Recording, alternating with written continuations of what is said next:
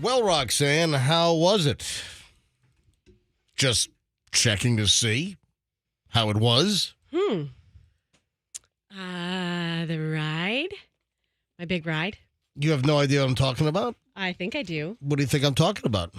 My ride in someone's... Can you be a little more specific, please? Yes, my ride in Fester's Cadillac yesterday. Okay, just checking. I noticed that you said that there was no seatbelt. I was a little concerned. How far did you drive in the front seat of Fester's car with no seatbelt? I crossed a major intersection, MLK. I did. Yeah, I don't know if I'm very happy about that. I don't think I would have... Well, it was either ride in Fester's car across the intersection or walk across the intersection, so it was probably safer in the car, right, Fester? Yeah, listen, she had some... Hold on, let me turn your mic... Hang on a minute. Hang on a minute. Go ahead. She had some very limited choices yesterday. I did. And what's the old adage about, what do they say about beggars? Oh, gosh, they can't be using my seatbelt in the front seat because it doesn't work. Yeah.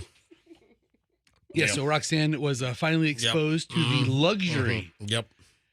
That is the fine American automotive engineering known as the 2010 Cadillac DTS. 2010 Cadillac DTS, Yes. that's right. Yeah.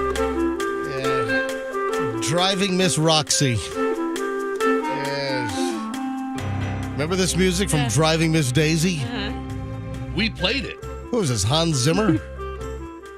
Sure. What do you mean we played it?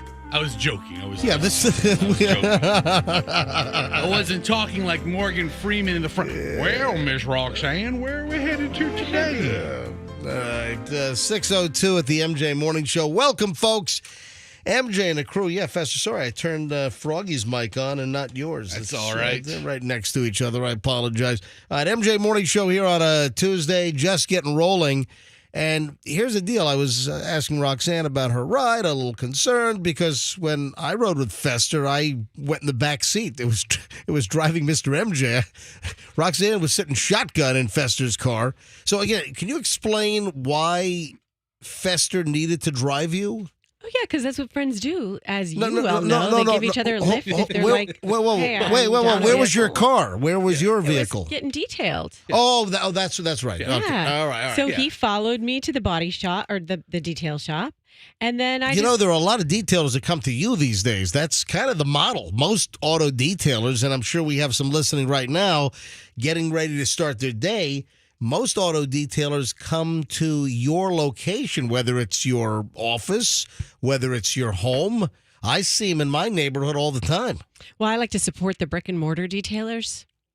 So where did you find this brick and mortar detailer? Actually, in a building that's made out of brick. Literally, it's a big brick building. Made out of brick and mortar? Is that it? Holding the blocks together, yes. No, so she took me to like this. I thought it was an abandoned car wash, but in the back of it, right? Sounds like a kidnap cave or something. Dude, I thought the same thing. I'm dropping Roxanne off at a kidnap cave. I'm watching Roxanne pull around the corner. She gets out of her car in all of her pleasantness and boppiness. Those are my guys, man. Right, and these were her guys. And there were a bunch of guys, hey, what's up, Roxanne? And Roxanne's like, oh, hey, guys. Can you explain something? So Fester, right after the show yesterday, I saw you guys in the parking lot because I was leaving, and then here comes Fester peeling out. You're in the passenger seat with no seatbelt on. Riding dirty. Yeah, not a fan of no seatbelt in the front seat of a car. Does that thing even have passenger airbags? Gosh, in 2010.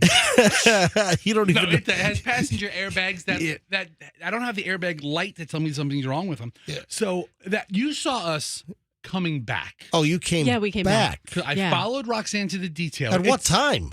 The show ended at 9:52. No, show ended at 9:44. Okay, so then by 9:49, we were in the car. Yeah. Okay. And so you drove over...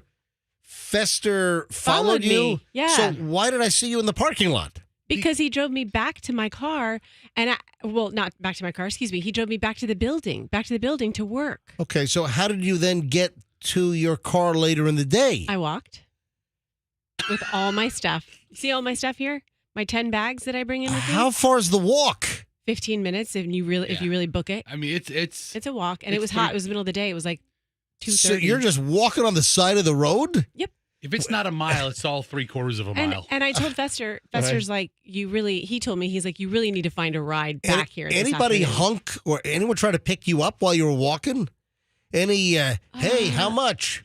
No. Listen, there's some rude people out there. I'm just asking. I would instantly say if I saw Roxanne walking on MLK at like about 12:30 With my backpack and That- with these 2 bags and my Yeah, computer and my but laptop. I would just say that the daytime talent on MLK has really stepped up. I've never seen any hookers on, You know what's so on funny? MLK. Have you ever seen any hookers on MLK? I've never seen.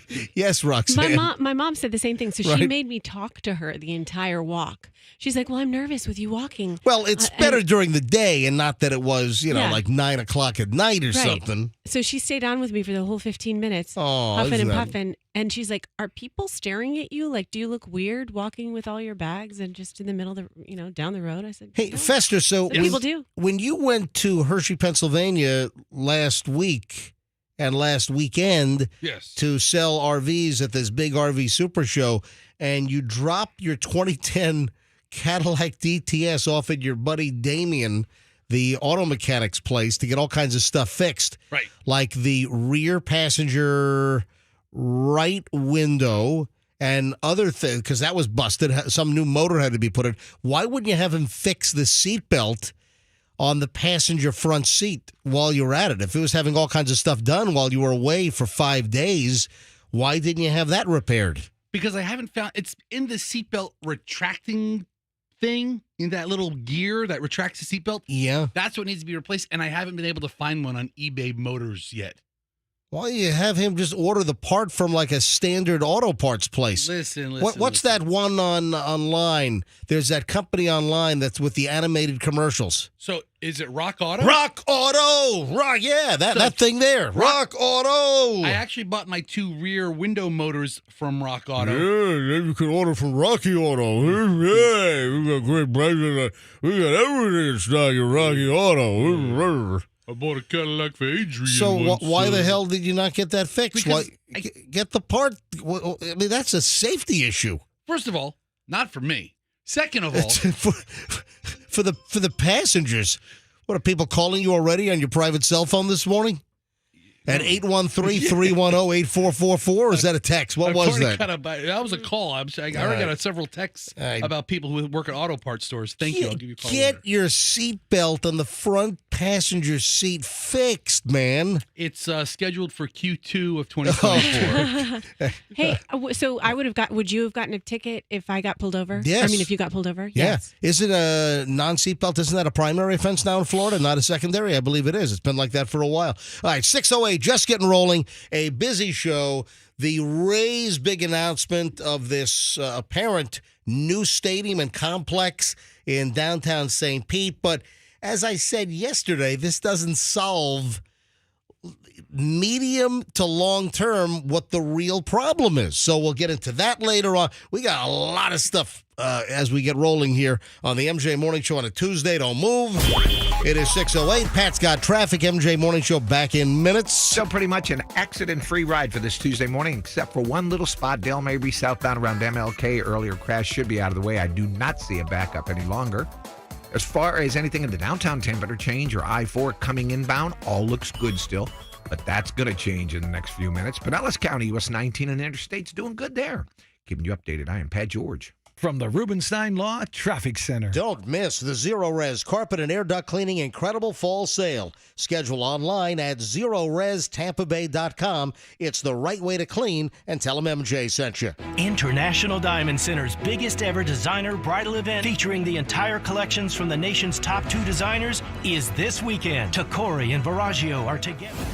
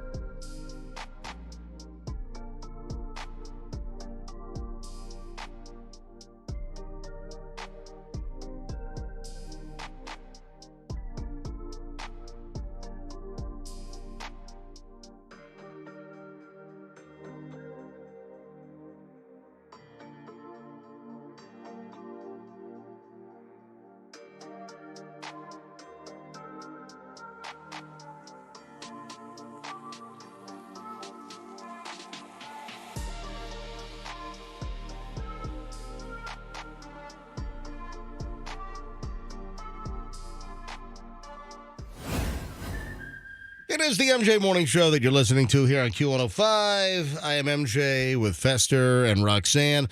No Froggy. Froggy would be back on Thursday as he travels now for his other job. Fester was traveling last week. Well, you were out, Wednesday, Thursday, Friday last week for your other job that you do, selling RVs. Froggy is in the shelving and fixture business for stores and warehouses, and he runs the family business now. I guess when I say family business, it's not his family. It's Kim, his wife's dad, who kind of retired. Yes. But Kim is his family, so it's his family business. Yeah, no, but I'm saying it's not like the Kuzmano plumbing empire. Right. And I think that Kim's dad retired, but I think still collects a pretty hefty paycheck. But Froggy does all the work now. Is that it? Is that how it works? I don't know. I think so. But the old man started the company, and he pawned it to his son-in-law. Here's the deal, though. I need to reapproach the three-person show concept that Fester has brought up and we discussed while Fester is away. I'd like to re-engage in this conversation now that Froggy's away and Fester's here, and it's a three-person show with me, MJ, and Roxanne, and now Fester while Froggy's out. So let's just crap talk about everybody that when someone's not in the room. Let's just talk about them. I'm not crap. This is something that Fester brought up. I'm not crap talking. I think this is worthy of a discussion and a follow-up now that Fester is here and Froggy's not. There's no crap talking I can't here. wait until I'm gone on Thursday and Friday. What kind of stuff is going to be thrown around, right? Neither can we. But I'll be listening, like I always am. Let's take a moment here and talk about the Bears. Now, I'm not talking about the Bucks win over the Bears. No, I'm talking about the real Bears. I don't know what the hell's going on here, but there is this pile of bear-related stories that I've seen in just the last 24 hours. It's like, what?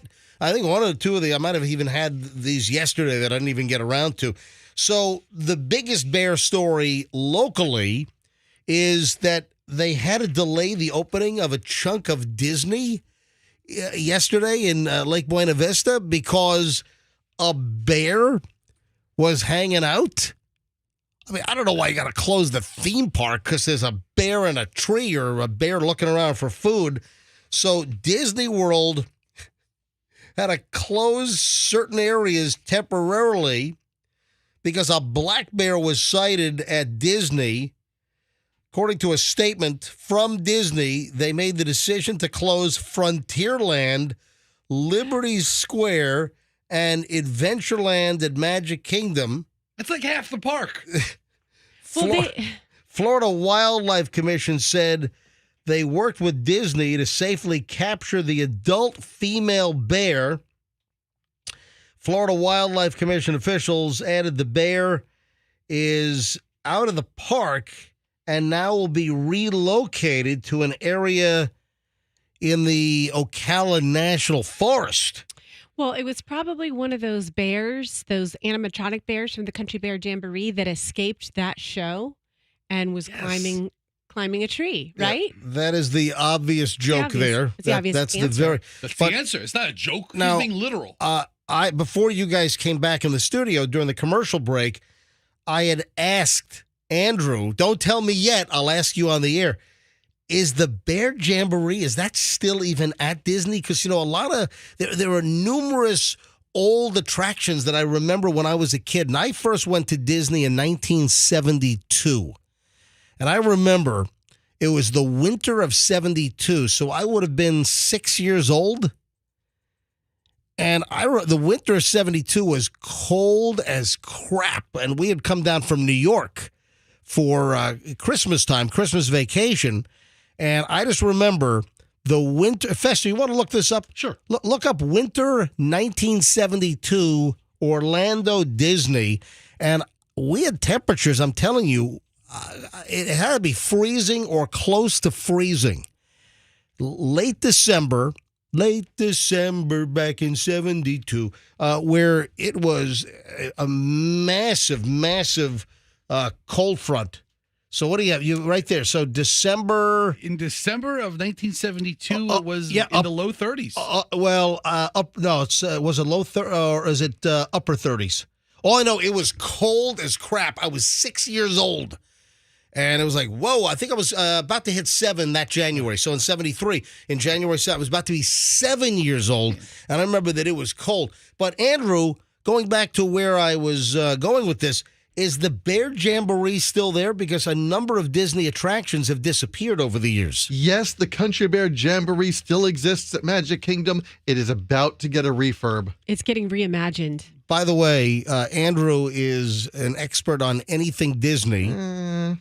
Andrew is an adult Disney fanatic who goes to the park wearing rainbow-colored Mork and Mindy suspenders with all kinds of Disney flair and pins. And are you trading pins all day long with people in the park? You know, that's a thing. Yes. People have all these Disney pins, and people are trading pins all over the place with cast members, with other guests.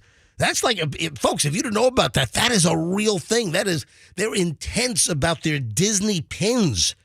Now, Andrew, are you a pin freak, or am I making this up? I have never traded a pin. So you're not a pinhead? Do you even? I'm not arguing that. Do you even collect Disney pins? I do have some Disney pins. All right. Well, there you go. And then, did you ever work at like TGI Fridays with all kinds of flair? I had exactly the minimum number of pins for flair. So I was at the Country Bear Jamboree. Right. I don't know, 5 years ago. Right. And I just remember thinking that this seemed very dated and just didn't hold up. And I was grateful to be in air conditioning. Yeah. But I was like, why am I watching this dirge of a show? Yeah, so Andrew just made the claim that they're about to update the Country Bear Jamboree, and I believe it's going to the new plan is to have them involved in a drive-by shooting. So that's and maybe an escaped bear. It is funny, Vester, that you say that, because I remember Country Bear Jamboree was my favorite when I was a kid. I don't know what it is about that big, like, cream-colored bear coming out of the sky. Remember the one that falls out on the swing and stuff? It was so exciting. But as an adult, it doesn't hold up. Hey, Andrew, so what Disney attractions have disappeared? Like over 20,000 Leagues. That's gone. So what about the Peter Pan thing? Is that gone? Peter Pan's Flight is still there. That's still there. But in that area, there was some attraction that was there, and then it disappeared about 10. Mr. Toad's Wild Ride. Okay, that's gone. All right, because I remember we took our kids to Disney quite a bit. Well, Mr. Toad's was the best ride in the park. Yeah, there are a lot of people still upset about that. Me included. You threatened to, damage the place because of that, Andrew? It sounds like you were very upset that Mr. Toad's Wild Ride was taken out. No, but I'm saying a lot of people are upset. In fact, Mr. Toad can be found in the cemetery over by the Haunted Mansion. That's just Are you rude. serious? They put Mr. Toad in the cemetery? Yes. Oh, my God. They're rubbing it in. Yeah. They're acknowledging Son it. of a... All right, so that's bear story number one about the bear that delayed the opening of Disney yesterday. Over in Kissimmee, Lake Buena Vista, whatever you want to call it. Not Orlando, though. It's not Orlando. It's Lake Buena Vista, Kissimmee. So the other one is a bear invaded somebody's garage down in North Naples. So a lot of Florida bear stuff going on. Why are the bears so active all of a sudden? So a bear goes into a garage and opens up the family freezer in the garage in North Naples, ate frozen pizza, burger patties, and vegan ice cream. Oh, God. I can't. Ugh. I can't think of anything worse than vegan ice cream. Oh, my God. It tastes like ass. I mean, if you're okay eating a processed frozen pizza, which are very, some of them are very good. Let me ask you a question. Why the hell would they have frozen pizza, burger patties? Those processed patties already formed in little frozen hockey pucks. And then they have vegan ice cream? What are they doing? Anyway, so a bear went into an open garage, Or listen, maybe the burgers were those Impossible burgers. Maybe they were those plant-based burgers, which I'm not a fan of those things. Just give me some meat, man. All right. So the question is, what is going on with all the bears? So garage, obviously, it's a crime of opportunity for the bear. Garage is left open, and the bear just goes in. Coffee-flavored ice cream with boba in it from Trader Joe's. And it's vegan? Oh my God. That sounds awful. You know, a couple of months ago, we had the stories about like the Carolwood bears. I'd rather have frozen toilet water than the way this sounds. My God. A couple of months ago, we had a bunch of stories about bears being in like Carolwood and Odessa. Yeah. Oh, that's right. Yeah. So, I mean, The Carolwood bear. I've always lived in Florida many years. I've always heard of black bears being around. I never saw one. I never had the story of one, but so many this year. And then finally, we'll leave the two Florida bear stories and quickly up in Alaska, a couple of bears opened up a Krispy Kreme donut delivery truck in Anchorage. Attaboy. And started eating donuts. That's my bear. This is at the, I remember we passed right by this place when we were up in Alaska, and we drove from Anchorage up to through Wasilla and then up toward Denali. We passed right by the Joint Base Elmendorf-Richardson, right on the highway there, and that's where it happened. So a mama bear and her cub were caught on surveillance video opening up a Krispy Kreme donut delivery van at the military base and just helping themselves to the donuts inside. You could hear them breaking open packages. We were trying to beat on the van, but they kept eating all the donuts. That glaze is like sweet, like honey. Bears love honey, right? Yeah, sure. But it's hysterical. They opened up the back door of the Krispy Kreme van, and they're inside. Let me hold this up to MJTV right now. So the door of the back of the Krispy Kreme delivery van is wide open, and they're in the back, and they're just eating donuts. Good for them. Oh, man, that's hysterical. When we get back, early morons in the news on the MJ Morning Show here on Q105. I encourage you to stand by, ladies and gentlemen. Hey, if you're tired of...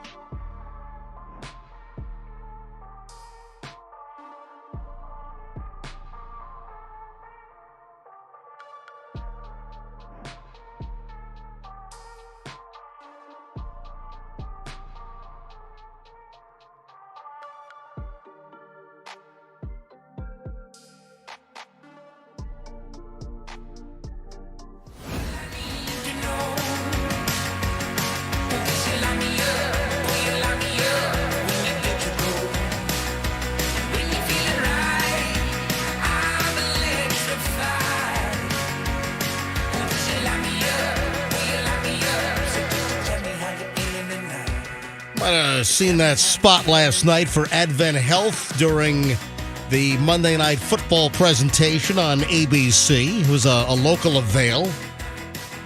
Love this band. I mean, I'm brand new to this band. That song is from like 2015, and I just became aware of it because they obviously purchased the rights for the latest Advent Health commercial, and they're using this band, which is called Bronze Radio Return, and it's called Light Me Up. It just kind of sticks in your head. One of those little earworms, man, just boring a hole in my brain. All right, 6:43 at the MJ Morning Show. So early morons in the news. Where do I start today? And I have too much. I'm gonna have to do this in two chunks today. Let's start. Sounds yummy. Yeah, let's. What sounds yummy? A chocolate chunk cookie or something? Yeah, actually, I was being sarcastic, and I thought it sounded gross. Okay. Okay. Hey, let's start off in everyone's favorite hometown.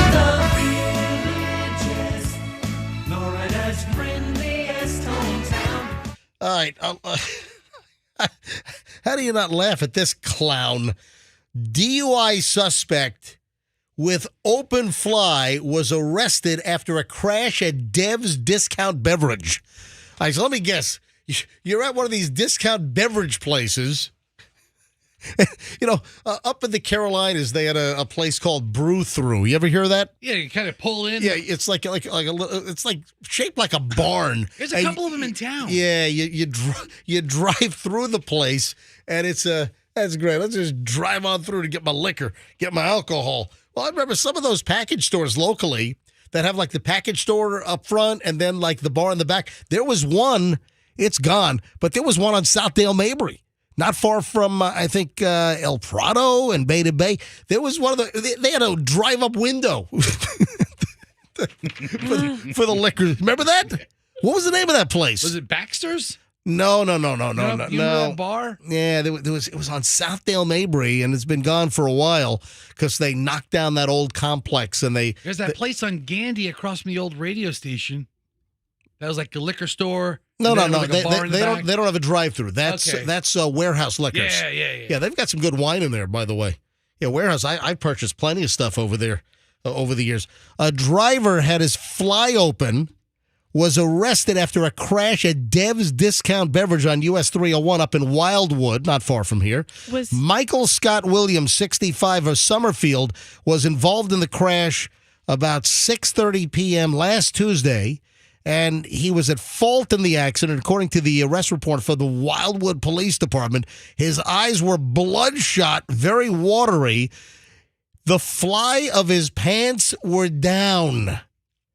Yeah, this guy's just a total mess. So his pants are falling off. His fly is down. He did field sobriety tests, but his poor performance led officers to believe that he was intoxicated. Oh, my God, was he intoxicated? He provided breath samples, registered a .038 and a .037. What the living F? Oh, my God. That's knocking on death's door. It is. Williams was arrested on a charge of driving under the influence. The dude... his fly is down. Oh, by the way, he's a white guy. Okay. So his fly is down, white guy. You know where I'm going with this? Pretty fly.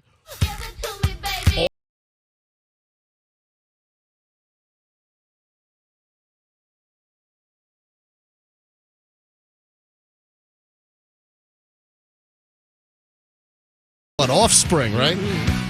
Yeah, pretty fly for a white guy. And all the girlies say I'm pretty fly for a white guy. Yeah. Any reporting on why his fly was down? We don't know. Well, how about the fact that he had a .37 and a .38 blow on his alcohol BAC tests? How about that his name's Michael Scott, and he's probably from Scranton, Pennsylvania, and works at the office? Well, it's Michael Williams. His middle name is Scott. So Michael Scott Williams. But listen, hey, good observation. No relation to the fictional. And then I don't even think Michael Scott was drunk when he drove down that boat ramp. He was just following GPS directions. That's my favorite ever. That's it. Oh, my God. Hey, locally here, I have not seen a follow-up on this, but this is a true morons in the news story. Did you see that someone stole $1,000 worth of plants off the porch of a B&B here in St. Pete? Oh. It's called the Vinoy House Bed and Breakfast. So, Vinoy House Bed and Breakfast here in St. Pete, not far from the studio here.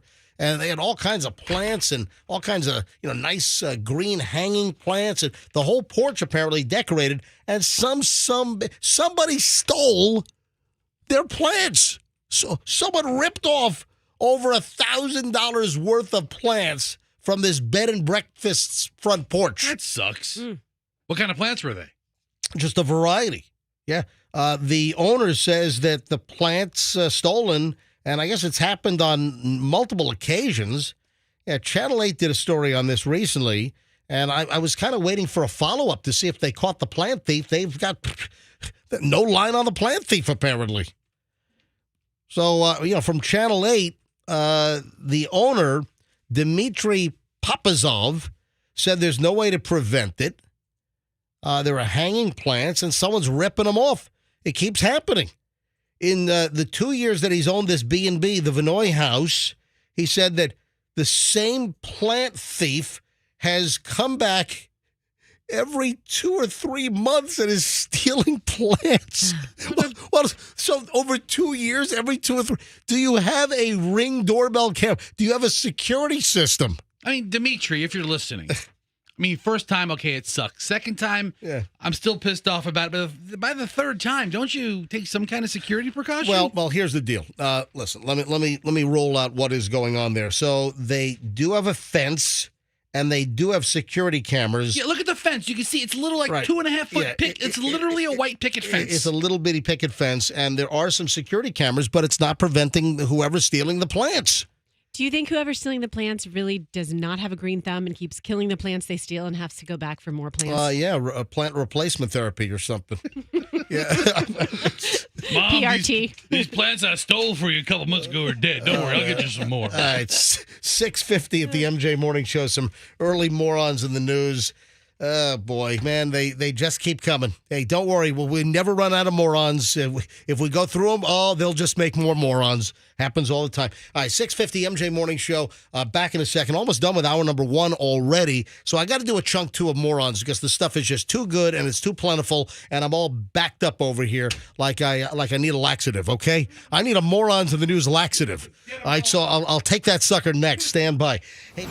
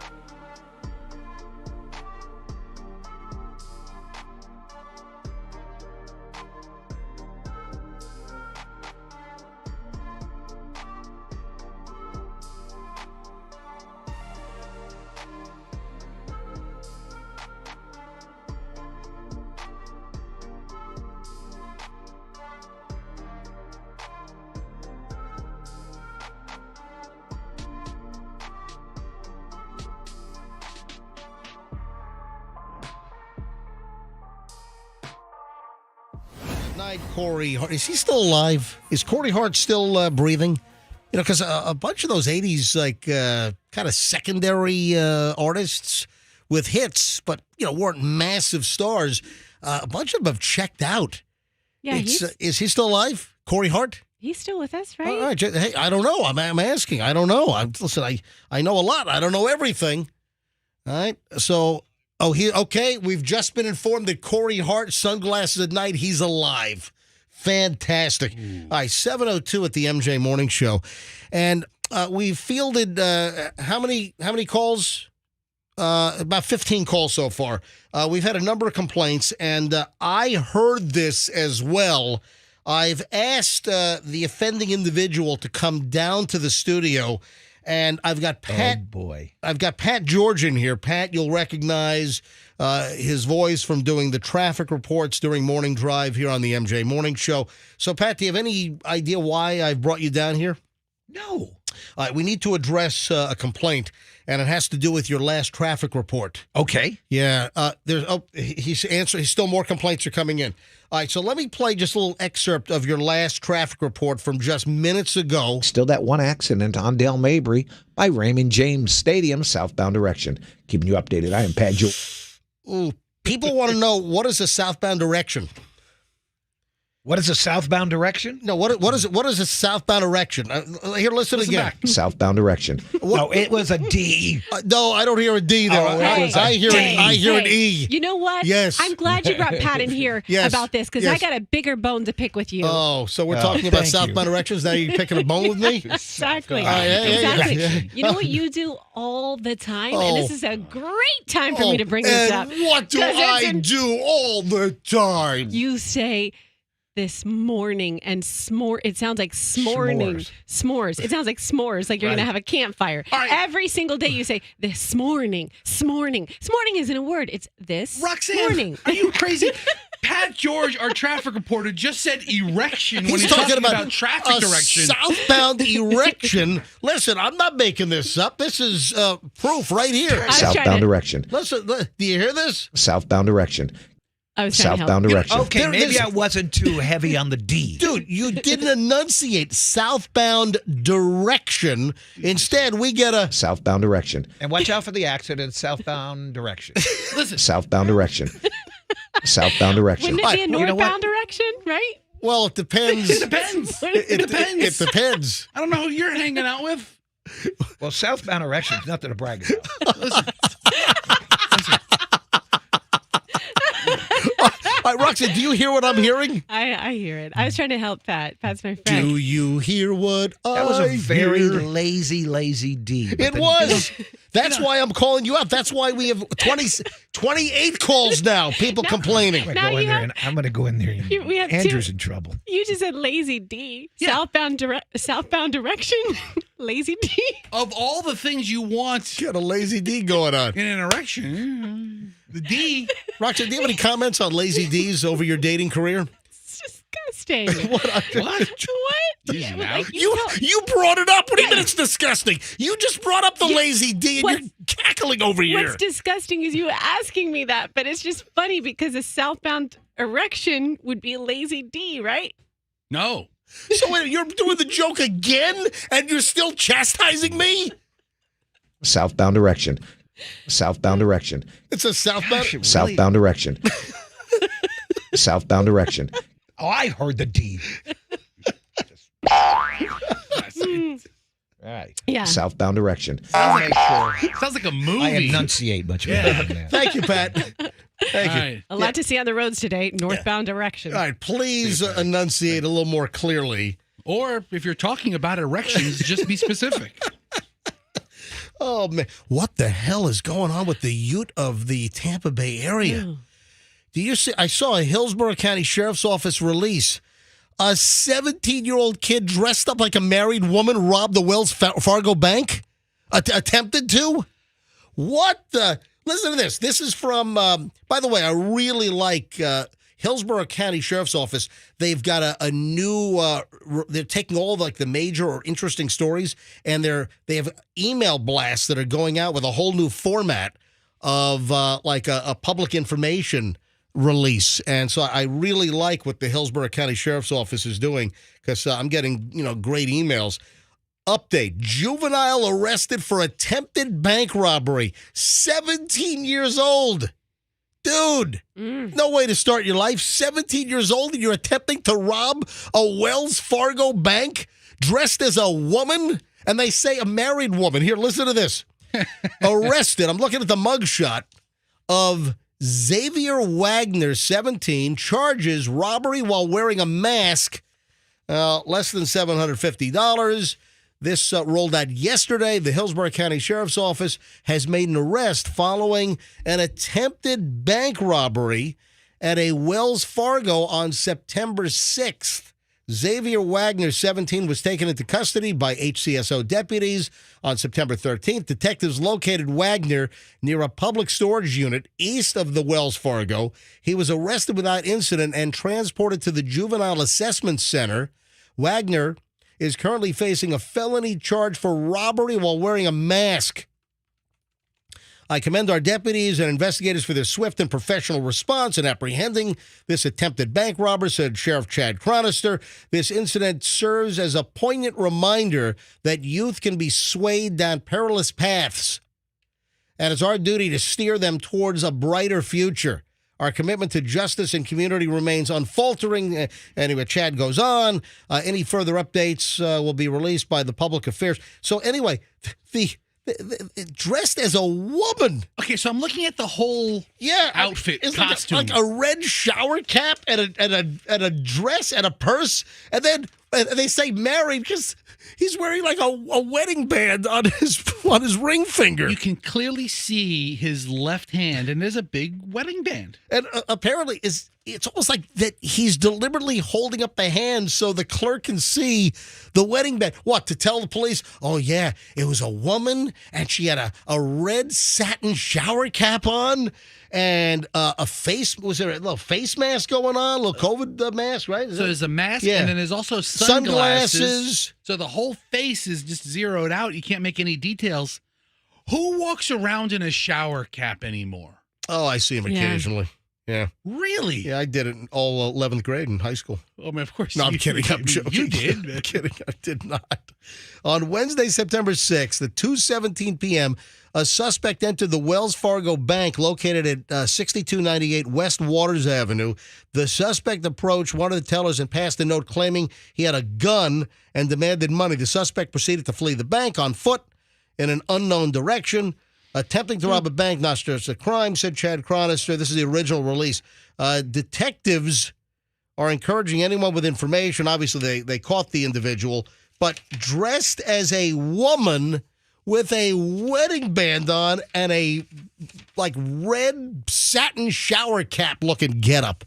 Again, 17 years old, son. This is no way to go through life, son. Oh, boy, yeah. He's off to a nice early criminal start, isn't he? Got a little message from one of my texters who works at the jail. Said, I printed a 14-year-old for attempted murder. Well, listen, we've had a bunch of crazy stories. We had the 14-year-old that shot his mother and the boyfriend in the last couple of days in Hillsborough County. I mean, was that Hillsborough Polk? That's a crazy story that just popped up. Kids are going freaking crazy. What the hell is going on here? All right. Speaking of crazy, I usually don't do foreign stories, and I don't know why I thought of Fester and his pool pilfering, which of course, Roxanne, pool pilfering, right? Do you know what that is? Oh, yeah. I'm not a victim of it, but my sister is. Pool pilfering is where Fester just takes the family to nice pools at resorts, usually near Orlando, like the Disney area hotels, where they've got lazy rivers, and Fester pretends to be a guest and just kind of strolls in and then uses the pool for free with the kids. All day. All day. I don't know why, but this is a pool story. I thought of you, and I mean, not that this is something you've done, but I guess I wouldn't put it past you. And I usually don't do foreign stories, but this kind of struck a nerve. Ibiza over in Spain, right? Yeah, that's a party place, It right? is. Ibiza is a real party spot. A woman caused an uproar. She goes to a swimming pool at a famous Ibiza club called, it's a very popular party club venue. It's a big, huge, one of those massive pools with all the little islands in it and tons of people. And the pool is located at a place called Ushuaia, or if I'm pronouncing it properly.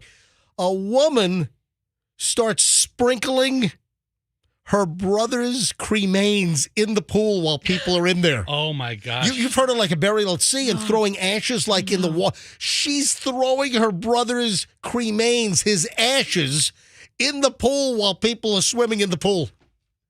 I mean, if it was his favorite place. That's part of it. Maybe Okay, yeah. That was part of the story, that he loved the club, he loved the pool. So while people are just completely loading the pool up, waiting in the pool, this woman is sprinkling her brother's ashes in the pool around people's legs and feet and waists.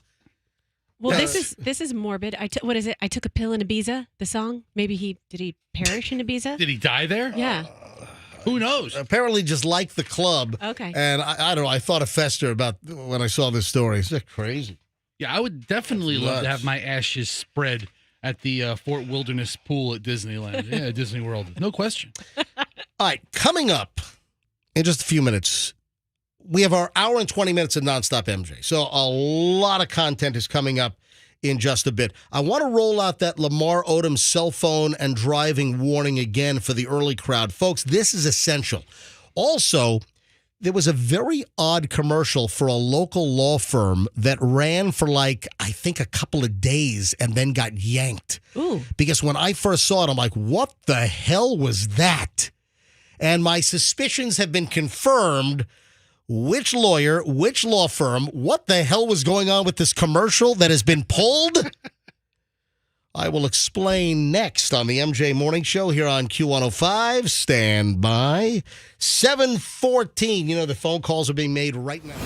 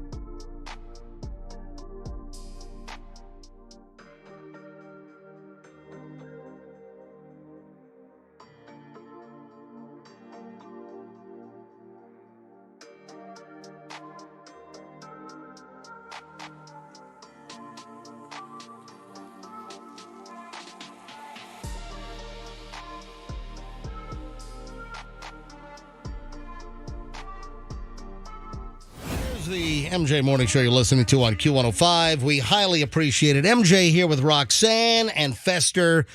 A 3-person show again. Froggy is out for a couple of days doing his primary job, which is selling the family shelving and fixtures and all that stuff.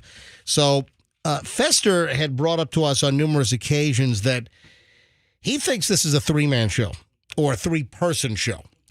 And, well, we're down to 3 again because we're not going to be all 4 together again until next Monday because Froggy comes back for Thursday, but then Roxanne is out. Anyway, I thought we would address coming up in just a bit. Sure. I thought we would address the fact that Fester's back and then Froggy's out. I want to address Fester's little claim that he thinks that somebody should go. I didn't say that. Well, you essentially did. So hold on. We'll get to that here in just a matter of moments on the MJ Morning Show. Also, a very interesting legal advertising observation that I made.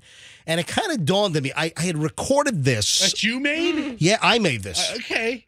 Oh, yeah, because when I saw this, I'm like, ooh, that's bizarre. Okay. That's just freaking weird. All right. All right, hold on. You know what they say? There's no such thing as bad publicity. All right, so hold on. I'll get to which lawyer, which law firm, what the commercial was about. And it's just, it's not bad. It's just interest. It's like weird. It's like, Okay. Did they really think that one through? And so there was an ad campaign that started and then just got yanked. Huh. And my observations were confirmed yesterday because I said to myself, man, whatever happened in that commercial? I haven't seen it again. And then I went to the website, and, well, that's a whole different story. So hold on. I'll get to all of that in just a minute here on the MJ Morning Show on Q105. Stand by. Roxanne, you sent me an email about a text that came in yesterday, and I thought I would address this quickly. Roxanne, I need help. I'm hearing impaired. We listen every morning. When I turn the radio up, where I can hear it clearly, my husband turns it down to where all I hear are gibberish and voices. Any chance MJ can yell at him for me? His name is Jason. Thanks, April from Plant City. All right, there's a lot there. So April has is a hearing impaired. Yes. Okay. So she needs the radio loud. But then the husband turns it down, and all she hears is, I guess, like gibberish. So she wants me to address Jason now to tell him to stop turning the freaking radio down. April needs it up.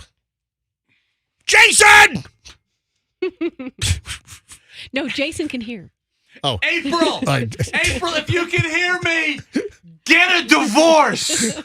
Leave Jason now! April, run while you can! Jason, this is MJ. No, he can hear. Leave the radio up. It's April who can't hear! April, hopefully the radio is still up right now, and I'm using a megaphone as well. April in Plant City, can you hear me? This is MJ. Jason! Stop turning the freaking radio down. Let April hear the damn show, okay, Jason? Seriously, Jason, what the hell's wrong with you, man? April can't hear this right now. Stop being such a jerk and leave the radio up. All right, so I think I've addressed that. You love April so much because you love any opportunity to use your megaphone. What are you talking about, Roxanne? Right, folks, if anyone has any ideas for me to use the megaphone on an hourly basis, please email me to mj@mjmorningshow.com. That's mj@mjmorningshow.com. I mentioned this late in the show yesterday, and I thought this was important enough to bring this up again. Because I care about you, the MJ Morning Show listener. I care about your safety, your well-being, your health. And it has to do with driving and cell phone usage. Oh, it's not, keep off the phone. This is something different. Lamar Odom, who was married to one of those Clowndashians, which one? Chloe, right?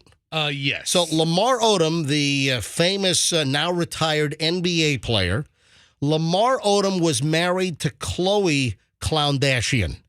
And he was part of that whole like reality TV garbage, which I have no use for any of that Kardashian TV sludge.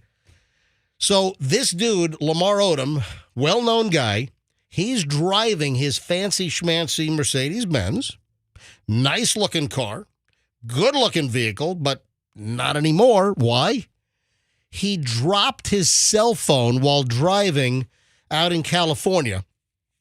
While he's driving, he bends over and he's like looking down. He's trying to find the cell phone that he dropped and smashes into 2 parked cars.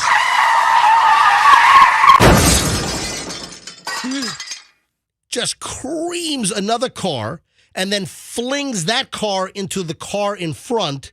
So now we've got 3. Look at the front right wheel. It's all bent. The whole axle's all bent. Oh, that no. thing is nailed. That is ugly. So his car's all bashed up. The car that he smashed, it could be totaled, actually. And all this because Lamar Odom is driving along. Ooh, I dropped my cell phone. Ooh, let me reach down and try to find it. Take my eyes off the road while I continue to drive. Just wait. Just wait till you get to a traffic light. Just pull over. Just pull off to the side of the road and safely get your cell phone instead of reaching down. And, you got these people who think they're expert drivers. Oh, I can keep steady and straight on the road. But and you take can't see the road. Yeah, exactly. So he veers off and just creams 2 parked cars and his own nice Mercedes-Benz. Looks like there's easily $100,000 or more in damage between the 3 cars. Have you ever dropped your phone while you're driving and then been worried that it would get lodged under either the brake or the accelerator? You know what? That's crossed my mind. Yeah, I've dropped the phone on the floor in front of me. Oh, are you talking about lodged to the point where you have no control of your vehicle? I don't know. And your cell phone is like holding you at like 80 miles an hour, 100 maybe miles an that hour? could happen. I don't know if it could. Or the cell phone is lodged under the brake and you can't brake. Yeah. You're like, ah! And then you smash into something. Yeah. Here's the thing. Lamar Odom is 6 foot. 6 feet? 6 feet. 6 feet, 10 inches tall. He's a big... Why did you linger on he's 6 feet? 6 feet. I was going to say 6 foot tall, but that's not right. Dude, He's 6 feet tall. It's like it's plural. He's 6'10" or so. He's some crazy height. So he's but some you're crazy sitting there height. lingering. He's 6 feet. Well, he's 6 feet. Well, He was because I said 6 debating- foot, and Yeah. now we're lingering on it more. Right. So he's 6 foot feet. And you would think is he really 6'10"? Yeah, I'm looking at his Wikipedia. I wanted to verify it. He's 6 feet. Damn it, 6 foot. No, which one is it? I don't know. Are you He's having 6'10". Are you having a stroke? No, but which one it's- is it? Is I it don't 6 know. foot tall or 6 feet tall? I don't know. He's 6 That's a foot. great question. The way you say it is 6'10". I would 6 think. foot 10 is how you say it. So he's 6'10". Or you could say 6'10" or 6 feet 10 inches is the way to say that. That's the way I say Right. it. Okay, Yeah. so 6 feet 10 inches. anyway, he's a humongous guy. Yeah. Height wise. You'd figure he'd be able to reach the floorboard of his car while still looking over the dash.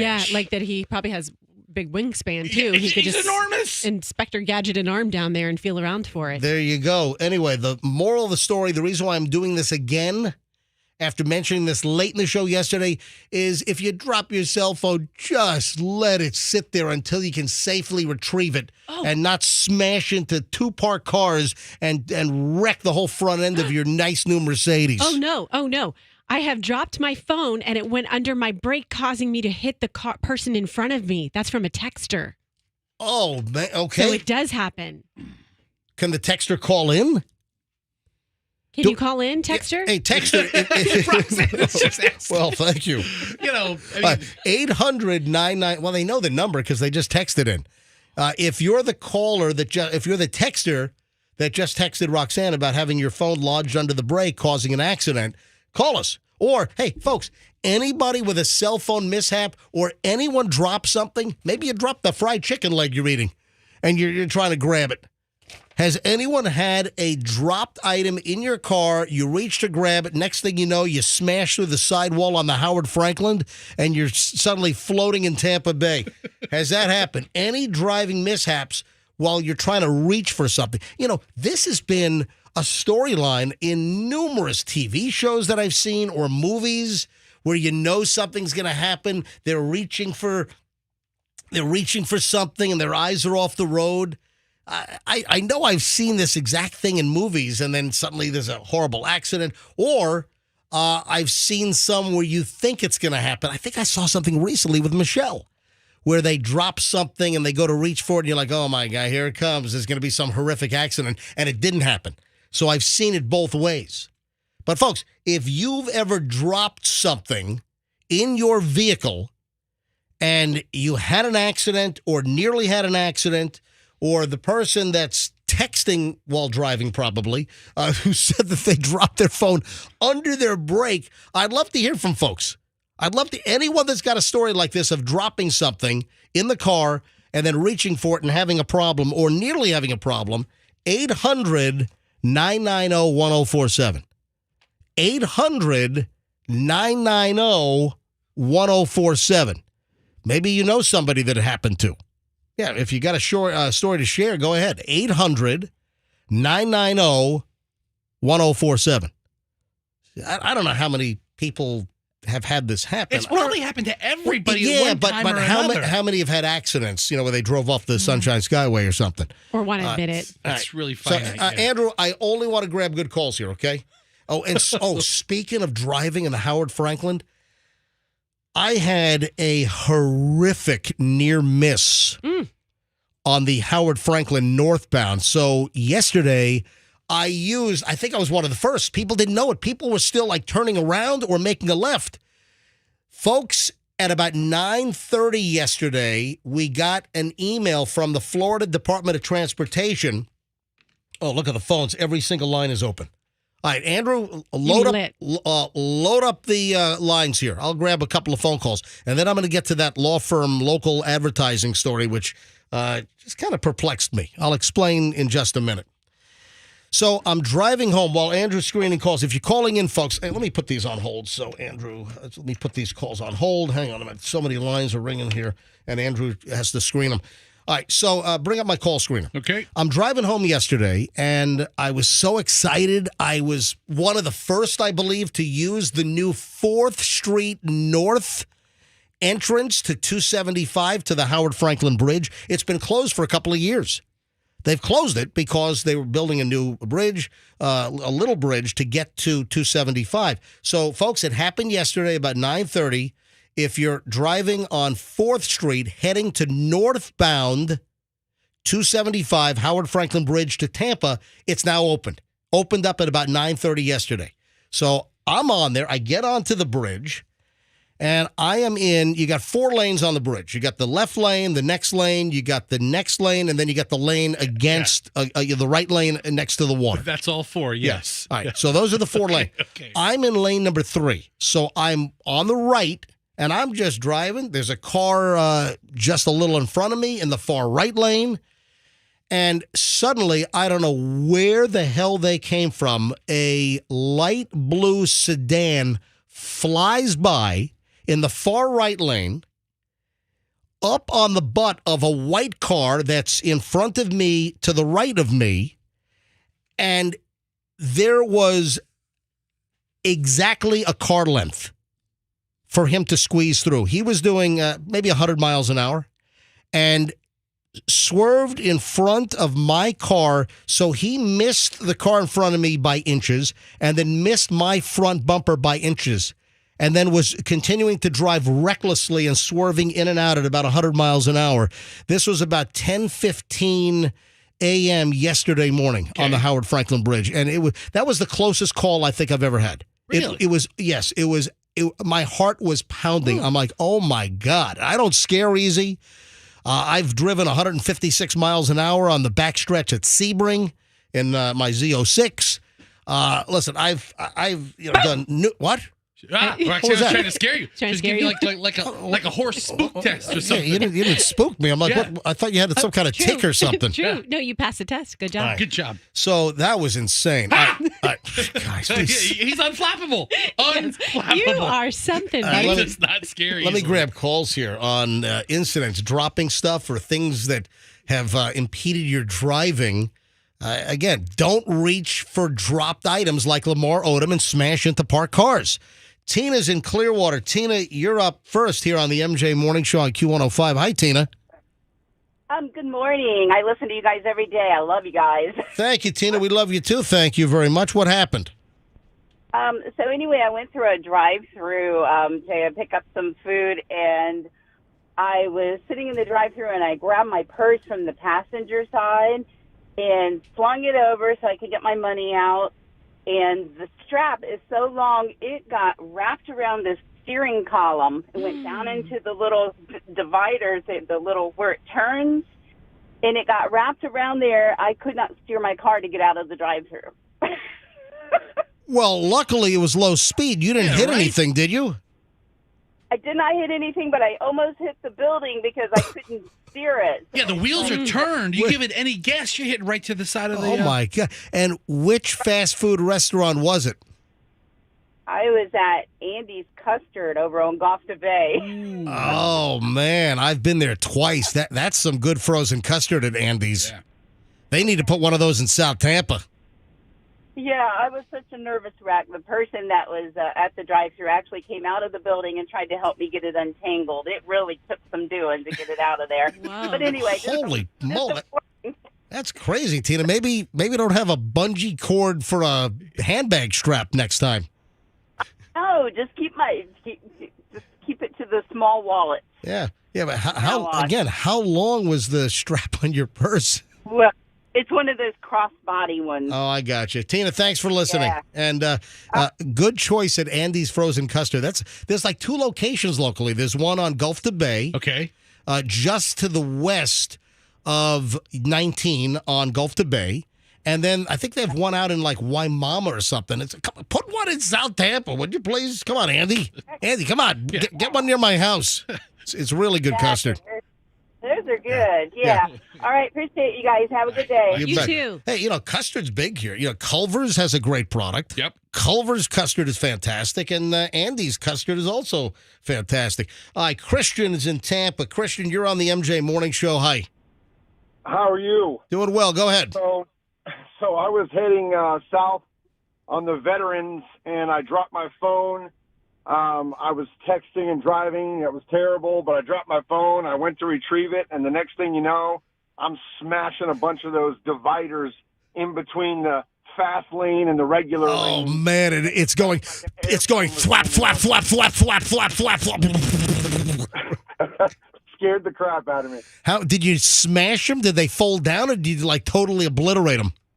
No, they fold down and pop back up because the next day I went back by there and I thought, man, I'm going to see where the scene of the crime was. And it was like nothing ever happened except my car was scuffed with white marks. Yeah, that's what I was going to ask. So what kind of front end bumper damage? It was scuffed?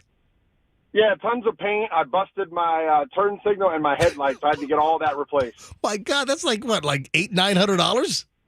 It was expensive. Oh, geez. Christian, thanks. All because he was reaching for a cell phone. Thank you, Christian. Yes, sir. All right, Savannah's in Trinity. Savannah, you're on the MJ Morning Show. Look at this. We've turned the public service announcement into a very entertaining call segment. All thanks to Lamar. Well, thank you to Lamar Odom. Savannah, Trinity, you're on the MJ Morning Show. Hi. Good morning, everybody. How are you? We're doing well. So what happened in your car? So I had just moved to the East Coast and just new job opportunity on my way to my interview. So East Coast of Florida or East Coast of the United States? Yeah, East Coast of Florida. Okay. And my husband's from West Palm. Opening up my water bottle, taking my vitamins in the morning on my way to the interview, drop my water bottle, and I'm 4'11", so I'm very tiny. And I couldn't reach it, trying to reach, and I smashed into my now husband. completely totaled my vehicle. Hold on. You say now husband. So yeah, did you not know each other after you smashed into him? No, not before that. Oh my! That's my a beautiful God! Story. You rear end him and you smash into him, and then you guys start dating after the accident, and now you're married. Yeah, we've been together for 15 years. A beautiful child. Yeah. Oh my God! What a story! Crazy, right? He paid for my car and everything. I didn't have full coverage. Yeah. Right. Oh, these calls are fantastic. Savannah, thank you for listening. You're welcome. I love you guys. Thanks, Savannah. Appreciate it. The customer satisfaction with the MJ Morning Show is just enormous. It is. I love this one. Look at this. Look at this. Oh, George. George is in Valrico. I can read the notes on the screen, but I'm going to let George tell it. George in Valrico, hi. Hi. Go ahead, George. What happened? Well, 30 years ago, I had my first cell phone. I'm backing in my driveway, and I had my door open watching where the edge of the driveway was, and I dropped it, and I reached down and picked that up, and I backed in alongside the garage and ripped the front door right off my brand new Ford truck. George. So wait a minute. George. So you were backing up, it folded back and snapped the door off the Ford pickup truck? Yes, I did. Yeah, backed up right into the side of the garage as I was backing in alongside. Did the door get all folded back like in Tom? Yeah. Like in Tommy Boy, or did the door actually fall off the truck? It was on the truck. It was a brand new truck. It was folded right back. Oh, yeah, it was folded back. Close it. I couldn't close it or nothing. Oh my God! How much was that to fix? Back then, it was $1,200, and it was a '77 Ford F-150. Oh my God! Yeah, it's a lot more long now. time ago. Thanks, George. I appreciate the story. You're welcome. I love the show. Oh man, love you too. Thanks. Thanks, buddy. Man, all these people love the show. I mean, look at this. Well, listen, we are the most entertaining morning show consistently in the Tampa Bay area every single morning. I mean, and if you hate the show, you're probably not listening, so you don't know to call in. Man, these stories are great. Claudine's in Riverview. Hi, Claudine. You're on the MJ Morning Show. Hi. Good morning. How are you? Doing fine. Go ahead. Well, my husband loves those huge drinks from Wawa, and he dropped one on the way home down our street and ran over my neighbor's mailbox and palm tree. Oh. And how much damage to his vehicle? It was $3,400 to my vehicle and $1,800 in property damage to my neighbor to get him a new palm tree and mailbox. Oh my God! Did you do an insurance claim? Yeah, we had to, yeah. Yeah. Which insurance company was it? At that time, Progressive. So Flo came out. Oh yeah, Yeah, Yep. or the farmers guy. We are farmers, but we've seen a thing or two. They know a thing or two. Guess what? That's a commercial. Yeah, your husband, they can make like a statue of him dropping a drink, having a palm tree in his passenger seat. If you guys were customers of Farmers Insurance, you could have the bald guy, J.K. Simmons, is right. Bum, bum, bum, bum, bum, Yeah, yes. they could have done a farmers commercial for you guys. Thank you, Claudine. All right, one more. Then I got to get into this bizarre law firm commercial. Kerry, final call this morning. I'm told it's a male Kerry. Okay. Like Kerry Cary Grant. Or what? Cary Grant? Oh, No, this is Kerry, Kerr, not Carrie. Oh. Kerry, like Kerry Sanders from NBC Nightly News, just Okay. who used to be a local reporter on Channel 13 back when it was CBS. Did you know that? No. Oh yeah, Kerry Sanders, NBC Miami-based national reporter, used to be on Channel 13 before it was Fox, back when it was CBS. Kerry, Tampa, you're on the MJ Morning Show. Hi. Also, a tow man in Tampa. Yeah, it's a tow truck driver. Hey, great. Hi, Kerry, what happened? Yeah, I was driving a taxi cab, and I was getting off at downtown to exit in Tampa, and I pulled up to Florida Avenue, and it's a one-way right there, Florida Avenue North, and I dropped my phone and inched forward a little bit and realized I had inched forward, tried to put it in reverse, and by the time I put it in reverse, the car done skimped the front of my car, and we transferred paint, and I was in trouble.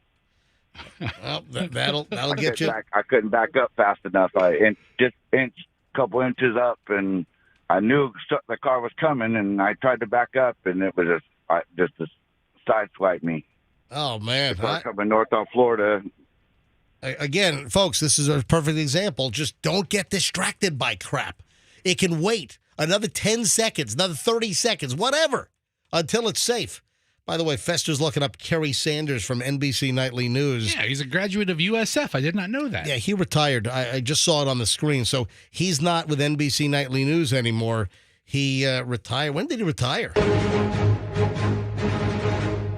Can you go back to that? I got to pull Wikipedia up again. Nah, forget it. Yeah, I don't care that much. So Kerry Sanders retired from NBC Nightly News. All right, on to this kind of bizarre law firm commercial that I saw. And I actually texted it to somebody. I saw this.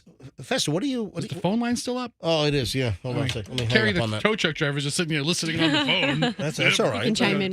Doesn't matter. Okay, I'm just saying. I didn't have his audio up. It's not like he could have like cursed or snorted or something. Just want to be ready. Okay.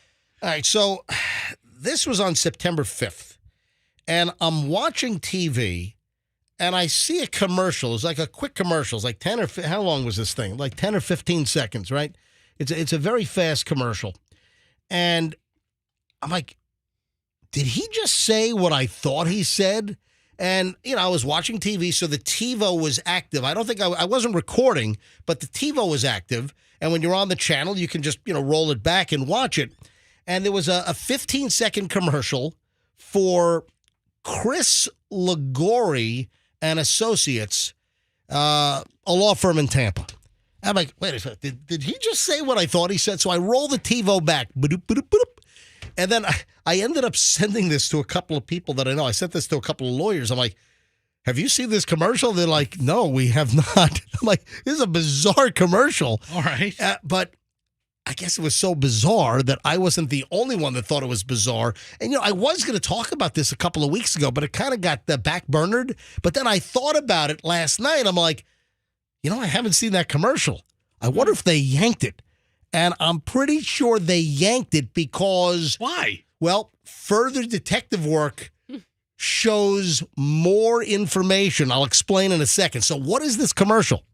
So Christopher Ligori is a local attorney, and different from Ligori and Ligori. So you've got Keith Ligori, I believe, which is Ligori and Ligori. Right. Then you got another Ligori who's got a whole separate company called Christopher Ligori and Associates. There's a couple of Ligoris in town. So let me play this audio, and it's cell phone quality because I didn't have this recorded, or else I would take the audio directly off of my TV through my soundboard, and it'd be perfect like TV. But this is just cell phone. So I recorded this, and I texted this out to a couple of lawyer buddies. I'm like, take a look at this.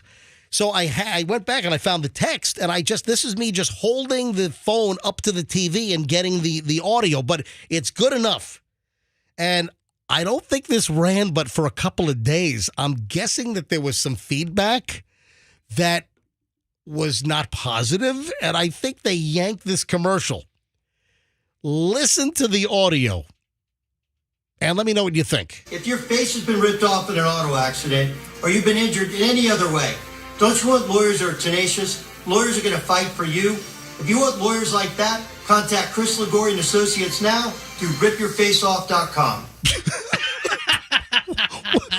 Ripyourfaceoff.com. I think they were kind of like swinging for the fences with that one, right? All right. So the commercial starts, was your face ripped off in an accident?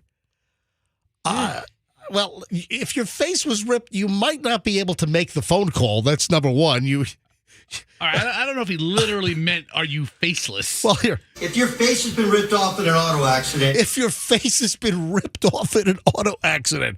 And then they started the website, ripyourfaceoff.com. If your face has been ripped off in an auto accident, or you've been injured in any other way, don't you want lawyers who are tenacious? Lawyers are going to fight for you. If you want lawyers like that, contact Chris Ligori and Associates now through ripyourfaceoff.com. Ripyourfaceoff.com. So when I first saw this, I'm like, I don't know if I would have said, oh, yeah, that's a great idea. If Chris Ligori, who I don't know, but I think I've met him over the years. I think he might have been friends with a buddy of mine, Scott Strady. I think I might have seen him over there, maybe pulling up on his boat to the dock. I think I might have met him years ago. And I got nothing against the guy. I'm just saying it was just a bizarre choice for creative copy. I mean, yeah, we don't know him. Observationally, though. Did everyone like Emperor's New Clothes him and say, oh, great idea. Oh, man, that's great idea. Great. If he would have run it by me, I would have said, nah, you know what? I think, I don't know if that's going to ripyourfaceoff.com. So I went to the website last night. I'm like, because it just dawned on me. I can't remember what triggered it, but I was triggered. Last night I was triggered. And I said to myself, oh, man, what happened in that commercial? I haven't seen it. So I'm guessing it only ran for a couple of days, And he probably got some backlash because I would have said, I don't think I'd run that commercial. I think it's a little odd, a little strange, all right? So I went to the website after saying to myself, you know what? I haven't seen that commercial for ripyourfaceoff.com. So I go to ripyourfaceoff.com, and Fester's just gone there, and it's got like a 404, you know the old 404 website not found? Yeah. Now, it's clearly found, but they put a 404 grayed out in the background, and then in the foreground in black font, it reads, "We heard you and we care about your feedback.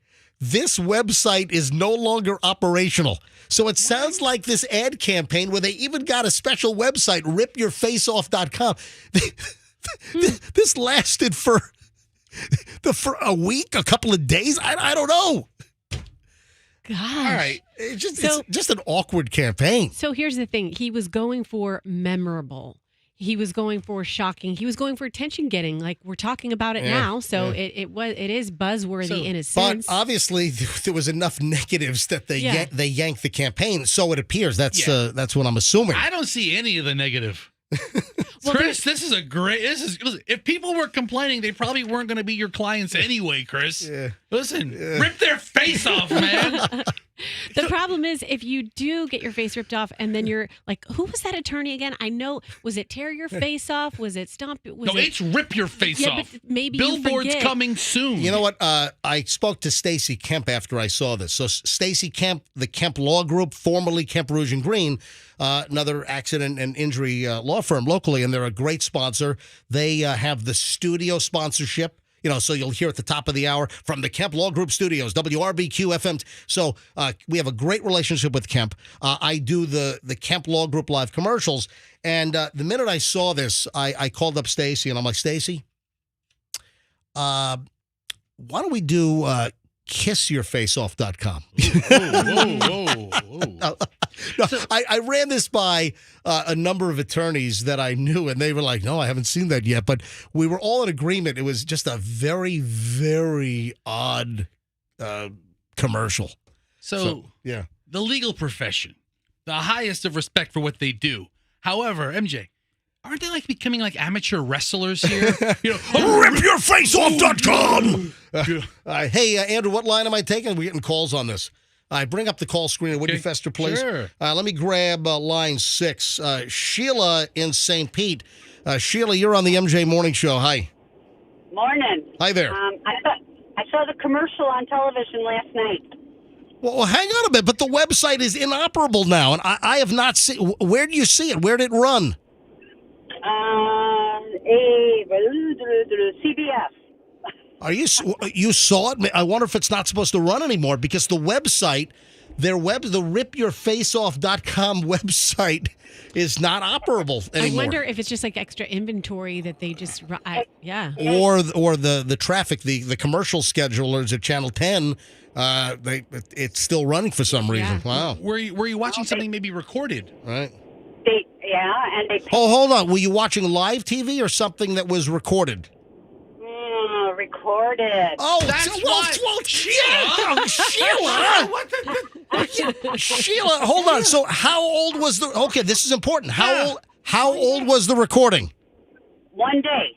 1 day? Oh, all right. Maybe. It was from the night before. Okay. All right, Sheila. All right. Thanks, Sheila. But the website is down. It's still up, but it's saying that this is no longer operational. So, anyway, just kind of a bizarre campaign. I mean, if there was a lawyer and their like advertising was, we're gonna kick the other guy in the junk. I'm like, yes, that's. Kickyouinthejunk.com. Kick you in the nuts law firm. I'm like, yes. Go to kickyouinthenuts.com because that's what we do to them in court. Kickyouinthenuts.com. That's right. I mean, No. I'm not going to the rip your face off guy. I'm going to the kick you in the nuts guy. Yeah. That's what I want. Man. All right. What time is it? Oh, it's 8 o'clock.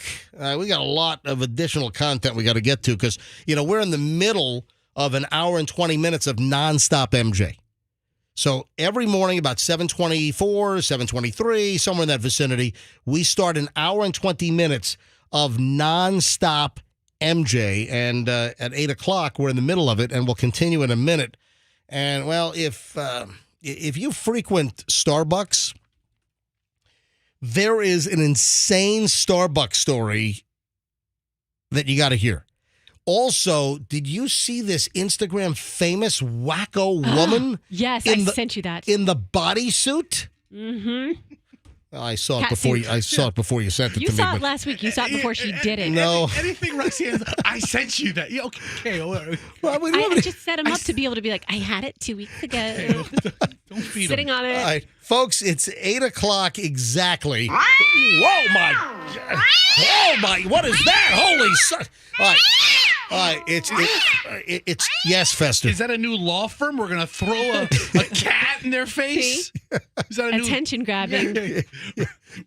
Claw your face off. Claw your eyes out. Clawyourfaceoff.com with the Cash Kitty. All right, it's time for the Cash Kitty. And, folks, that is the very perturbed... That's the very ornery Cash Kitty that's throwing out the cash, folks. So every single day, your chance to win your share of $5,000. So we're giving away with our national contest. We're giving away $5,000 every single day in $1,000 tranches, and it's the 8 o'clock chance right now for the Cash Kitty.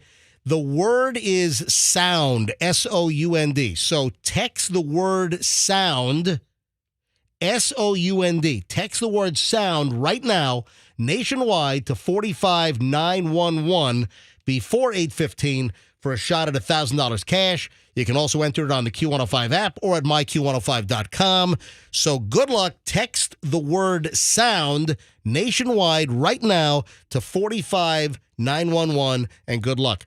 The next word, after this one, the next word will be 10 a.m., then 12 noon, 3 p.m., and 5 p.m. right here on Q105. All right, on to the Starbucks diaper story, and this is weird. A Starbucks barista was videoed in Baldwin, Missouri, which is a suburb of St. Louis. Yes, it is. Yeah, we were on the air in St. Louis for 14 years on Z1077. You know that radio station after we shut down, after the MJ Morning Show ended in 2012, do you know that station never recovered from our departure? I can think of a couple of radio stations that suffered that same fate. Oh, absolutely. You know. So this is a nutso story. This Starbucks barista in the St. Louis area wearing a diaper. So behind the counter at Starbucks, wearing a diaper, a white diaper, was seen stuffing whipped cream down their diaper from behind the Starbucks counter. So, I mean, literally, a can of whipped cream, and they're squirting the whipped cream down the rear end into the butt while wearing the diaper in Starbucks. So this is like it depends. It's an adult diaper. It's not like it's Pampers. That's what it looks like. It looks like it's an adult diaper, like a Depend or something like that. Is this a drug reaction that someone's having? I don't know what drug side effect is putting whipped cream in your... This is a Starbucks employee that's obviously trying to create content or something. Obviously. I don't know what's obvious about that. Obviously, they're having a mental breakdown of some kind. No, it doesn't mean they're having a mental breakdown. People are trying to create all kinds of content here. MJ, I mean, it could be somebody with a diaper fetish that wants whipped cream down their butt. You know that I appreciate fine journalism. Yes. Riverfront Times, which is kind of like, I think, like a creative loafing. It is. So, over the years, we had plenty of stories out of the Riverfront Times, which you're right. It's like a creative loafing here in the Tampa Bay area. Read the first line of their article. Out loud. I saw this. I was going to get to this, I'm about to say, very observant. Yes. The first line of the article, and keep in mind, there's a big picture. There's a big picture of the person behind the counter. You can see a cup of ice in the foreground. You can see the cup holders with the various sizes of Starbucks cups in the background. And then the person in the middle of the picture is wearing a white adult diaper, spraying whipped cream down their pants, down their diaper. The first line of the story reads, "If your Starbucks Frappuccino tasted like ass recently, we may know why." Oh, we know why. A Starbucks barista in Baldwin with a purported diaper fetish was put on blast today for allegedly stuffing whipped cream down their diaper from behind the Starbucks counter. Social media trolls posted video of the action on Twitter on Friday. Apparently, this happened some years ago, but it's getting a whole new round. So where's this video been for the last decade? I don't know, but hang on, leave the mouse alone. And where is this person employed now? I don't know if they're still at Starbucks. I hope they got fired. The story was just published. So Riverfront Times just published the story on Friday, September 15th. And the state of Missouri has asked the St. Louis County, I guess, Health and Restaurant Department, whatever, to investigate. Yeah. But there's a I guess there's a follow-up that while the story's been circulating again, that it happened like 3 years ago. Do you want some whipped cream with that pumpkin spice latte, miss? Yes, please. I'll have that whipped cream that you just shoved up your butt. Yeah, with a side of ass. Yeah. Like I didn't know that was an option. That's the one I'll go for. Anyway, so the update from Riverfront Times. A spokesperson for Starbucks provided the following statement after publication. The behavior in this video taken 3 years ago is a clear violation of policy, and Starbucks takes appropriate action when we confirm unacceptable behavior. We can confirm that the individual who appeared in this video is no longer employed by the company. We've been in touch with local health department authorities and are in full compliance with all health and safety regulations. Also, it doesn't mean that the whipped cream from the diaper made it into anybody's drink, but the nozzle tip might have been between two cheeks, you know? I mean, yeah. You want those chocolate shavings on top of your whipped cream. You be careful what you order. So apparently the video is from some time ago, but the story's circulating again. But come on, this had to be a joke. I can't believe it's someone really with some kind of a diaper fetish. It's not that funny of a joke. I mean, it's gross.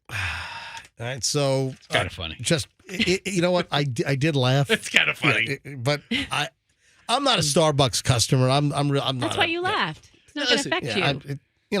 When was the last time I had anything from Starbucks? I think maybe 3, 4, 5 years ago. I had one of the vanilla frappe, the vanilla thing, because I'm not a coffee drinker. Yeah. Plus, my wife. Michelle swears by Dunkin' Donuts. She runs on Dunkin'. Yeah, Michelle runs on Dunkin' because she's always said that Starbucks tastes like it's been in a warehouse fire, that it's burnt. No, seriously. That's what Michelle always says.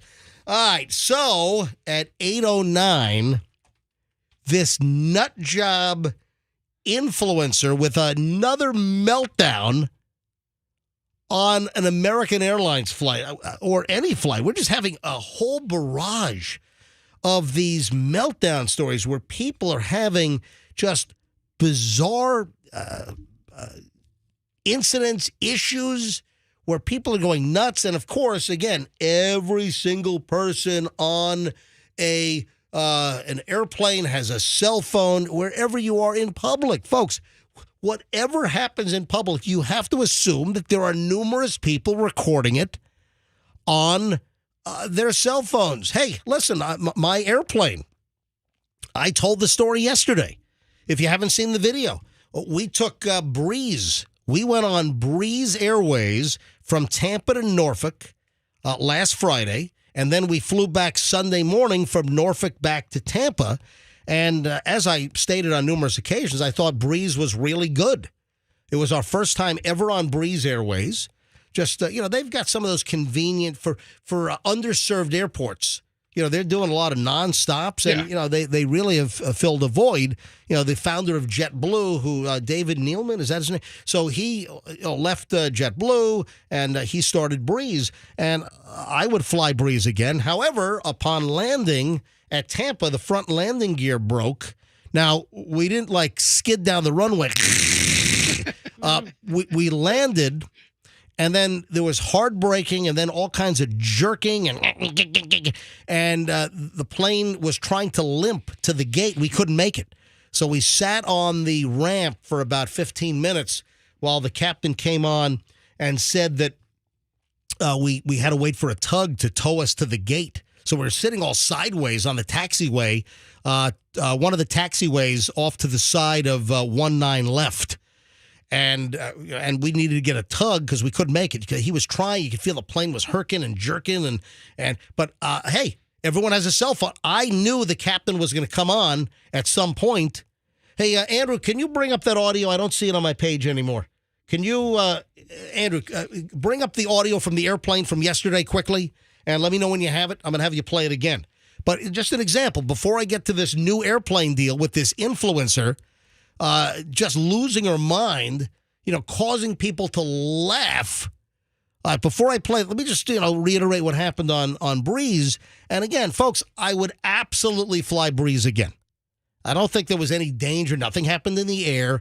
But the captain said that the steering mechanism for taxiing malfunctioned. It failed. So that's why we had to get towed to the gate. But the point is I rolled video on my cell phone because I knew that at some point that the captain was going to make an announcement on what the hell was going on while we were sitting sideways on a taxiway, not able to move. So, Andrew, do you have the audio? All right, so here, listen to this. This is the audio that I recorded because everyone has a cell phone. Assume you're getting recorded. Roll it. You got it? Hit it. Andrew, anytime? 3. Sorry, I set it up to play on your end. No, I thought you were going to play. I can hit it in here. All right, so here's the audio. Andrew put it on my board. I thought he was going to play it, but here it is. Listen. Gentlemen, from the flight deck, your captain speaking. The reason why we're sitting here short of the gates and why it's been a little bit of a jerky ride on the taxi in is actually our nose wheel steering system, which we use to steer the plane when we taxi, has failed. So what's going to happen now is the airport are going to send a tug, which will bring us into our gate. I'm told that that's about 5 minutes away. So I'm going to switch off the seatbelt sign if any of you do need to use the facilities. Anyway, the point is that I recorded that because everyone's got a cell phone. Everyone's got video. And I recorded that. If you want to see the video from inside the plane, it's on my Instagram. And then I make a face at the end. Somebody commented that, hey, it looks like you're making the face from that famous painting, The Scream, from Edvard Munch, right?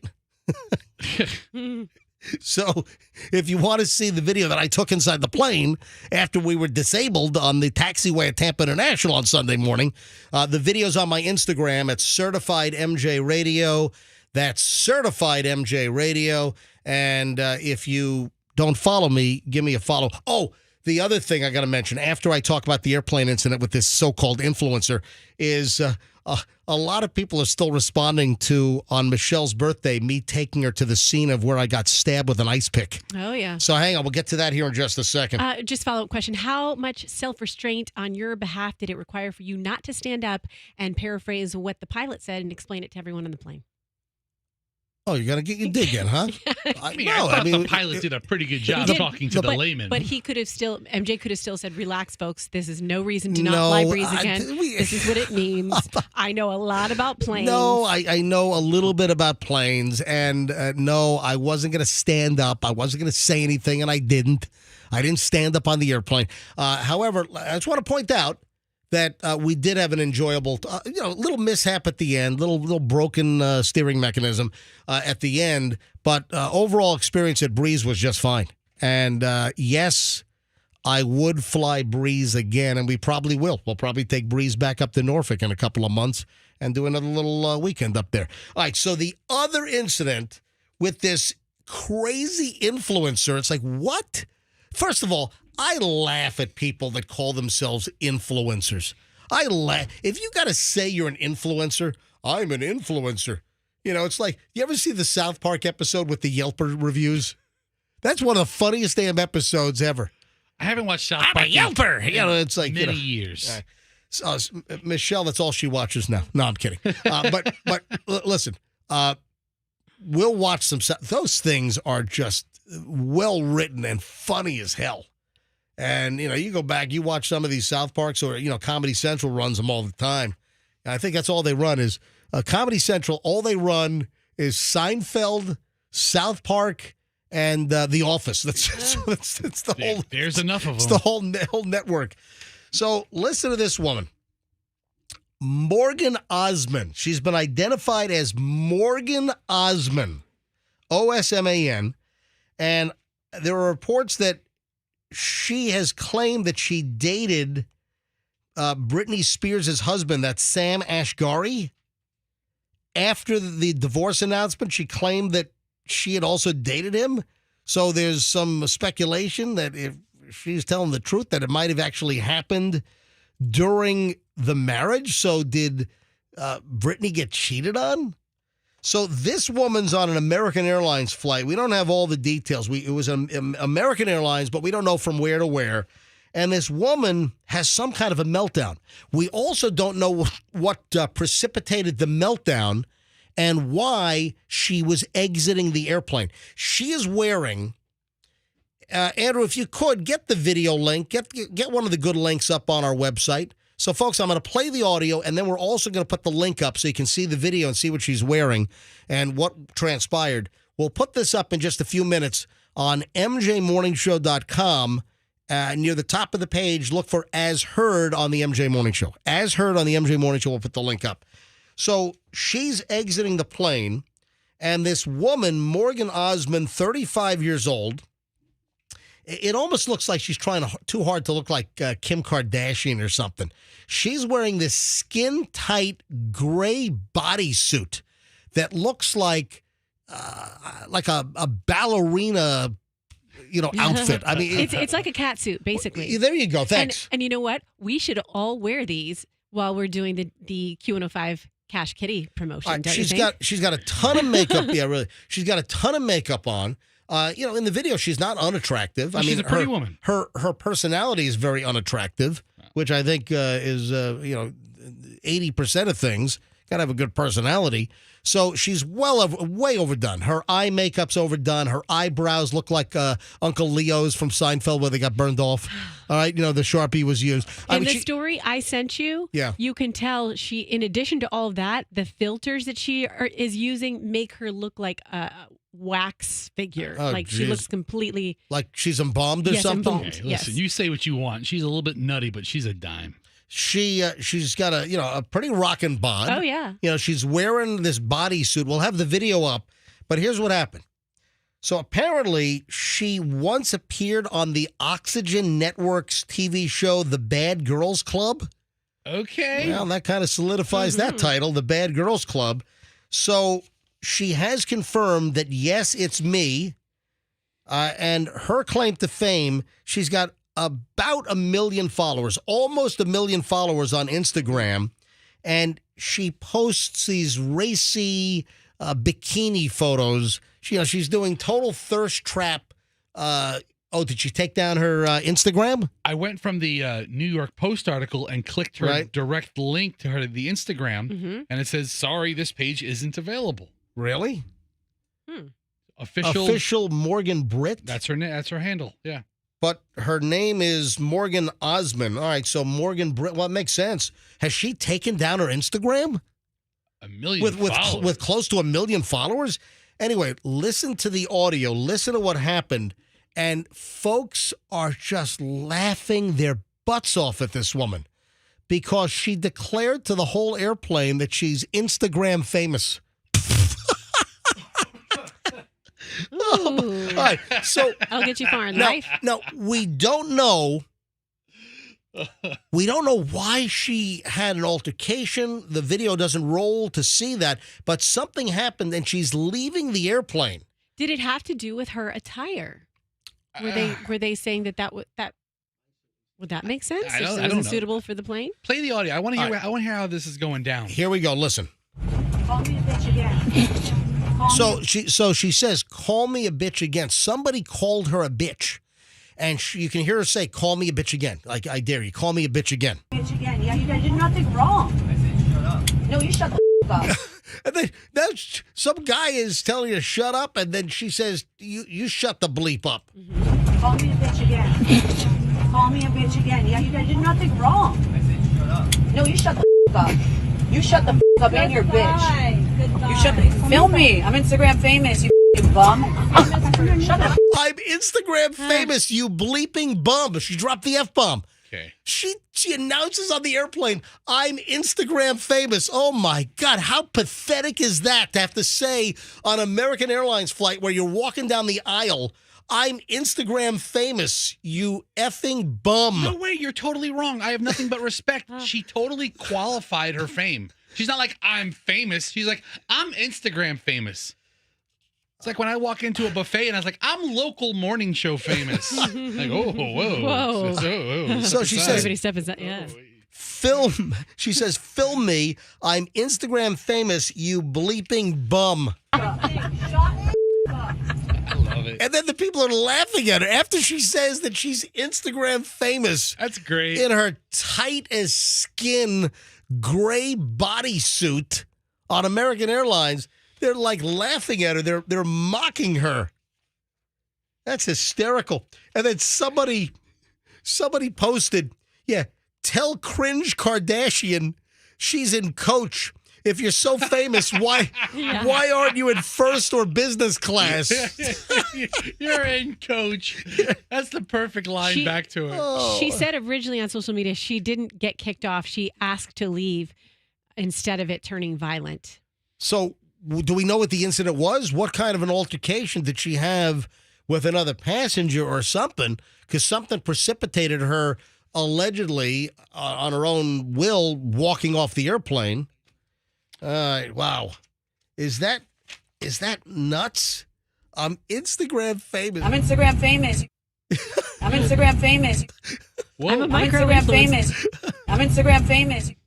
Yes, Rox? I'm a micro influencer. Isn't Yeah. that what it's called when you have? I don't know. Did it say how many followers she has? Almost 1 million. Oh, okay. And Then now the she's page not is micro. down. To me, it's just so pathetic when people say, "Oh yes, I'm a social media influencer," and a lot of places have caught on because you had tons of folks on social media, whether it was TikTok idiots or Instagram idiots, that would go to places and want free drinks, free food. "Oh, I'm an influencer," and that run, restaurants or bars or businesses giving in to people who claim that they're influencers.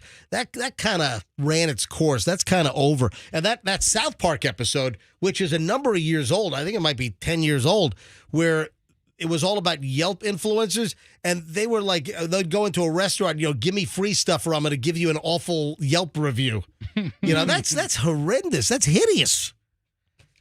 But this woman, Morgan Osmond, what does she do? "Oh, I'm Instagram famous. I'm a bikini model," or whatever the heck she does. I'm Instagram famous. "You effing bum," is what she said. I mean, she's right. She is Instagram famous, and deservedly so. Her body is amazing. And that guy probably was a bum. Oh, hang on. Roxanne, are you jealous of her body? Wait, okay, listen to the tone of my voice again. I'm going to say it again. Listen to inflection and tone of voice. Her body is amazing. Yeah, it sounded jealous. Does it sound jealous? That sounded really jealous. Yes, very catty. Would you swap your body for hers if you had the opportunity? Yeah. What about just this part right here? Of course. I would do this. Just trade out. I would actually trade my face, too. Wait, hold on, you trade your face for hers as well? Trade it all. Would you then run down airplane aisle saying that you're Instagram famous? You bet you would. With that butt, you. How do I do a swap? Yeah, so the comments on social media are just brutal. Oh, she also appeared in VH1's short-lived fashion series called Miami Monkey. You ever hear that? I missed that one. Oh my God! These TV shows on all these cable channels. I don't know. I don't even know 2% of what's out there. I know Dr. Pimple Popper. That's about it. She was on one of those shows as well, trying to get her butt popped. Yeah, this woman's personality is a pimple. She needs to have Dr. Pimple Popper personality, is what they need to do. So anyway, that's just a funny chunk of audio. The Rays. It is 8:26. And later today, the Rays and the city of St. Petersburg and the mayor are going to have a press conference. Andrew, have they said what time the press conference is going to be, where they're going to unveil the new... you know what else they're going to announce? They're going back to Devil Rays. Are they really? Yeah, so they're gonna go back to the old name Devil Rays. Are they really? No. I was about to say, I thought it was a terrible name. What, the Satan Rays weren't available? Exactly. The Beelzebub Rays. Yeah. Well, listen, you do have the New Jersey Devils. Yeah, but there's a lore of the New Jersey Devil. Yeah, I know. All right, so here's the deal. And, I still have to raise the question, as I did yesterday. As soon as we got wind of breaking news, and this was yesterday morning that we heard that an announcement was imminent, that on Tuesday the Rays were going to announce a new deal with the city of St. Petersburg to build a new stadium. But here's the deal. Is it a new building that's needed, or is it a new location that's needed? Listen, I like St. Petersburg. I work in St. Petersburg every day. I love El Cap on 4th Street here in St. Pete. My kids went to Shorecrest here in St. Pete. So, listen, I have a lot of affection for St. Pete. Andrew's telling me the presser is set for 10:30 this morning. But I have to raise, in all honesty, the fact that with low Rays attendance, that it's location. You're going to build a new $1.2 billion stadium project. That's what the projection is. The Rays are claiming that they're going to fork over about half of it. They're going to float some kind, whatever they're going to do. The Rays are allegedly going to claim they're going to pay for $600,000, and then the city is saying $600 million. Correction, $600,000. Correction. I caught myself. All right, so the Rays are going to cover, they say, $600 million of the project, and that would leave the city of St. Pete and taxpayers to figure out how they're going to cover the additional $600 million for $1.2 billion. But again, I got a lot of friends in St. Pete, in Old Northeast, and the whole. However, I still, if you build a new stadium, it doesn't cure the fact that a lot of people, a lot of the population area of the Tampa Bay area, they find it just grossly inconvenient to drive to downtown St. Petersburg for Major League Baseball. Even if you wanted to keep it in St. Pete, I thought like the Derby Lane area would be a great place. Just over the bridge. Yeah, I mean, right near the Howard Franklin, right near the Gandhi. You've got great ingress and egress where it could have been just more convenient to the population centers of the Tampa Bay area. So, listen, will there be, if this project ever gets off the ground, and there's going to be a big announcement at 10:30 this morning. $1.2 billion new stadium, non-retractable roof. It's going to be a dome. So there's going to be no retractable roof. Good. So no sunshine coming in. Why do you say good? I agree. Because it's 98 degrees in the summer. Who wants to sit in a sticky, humid ballpark watching the Rays play the Oakland A's or something? Now, but there are days where an open roof would be great. Not that many. However, I did read that the retractable roof down for the Miami Marlins, that they only have opened the retractable roof about 14% of the games. So it's a meaning that the roof was closed 86% of the time during a Miami Marlins game. During most of the baseball season, it rains every day. Yes. Now. And it's hot walking in there No, it's good. It's a good Now, thing. the Trop is just old and busted, and so the Trop's got to go. And I remember even before I moved to the Tampa Bay area, even before I had any inkling that I was going to get hired by the Power Pig in January of 1994 for a February start on the Power Pig in 1994. Well before that, I remember seeing, I think it was 60 Minutes, and they did a whole piece on this huge stadium they built in St. Petersburg, and no team ever came.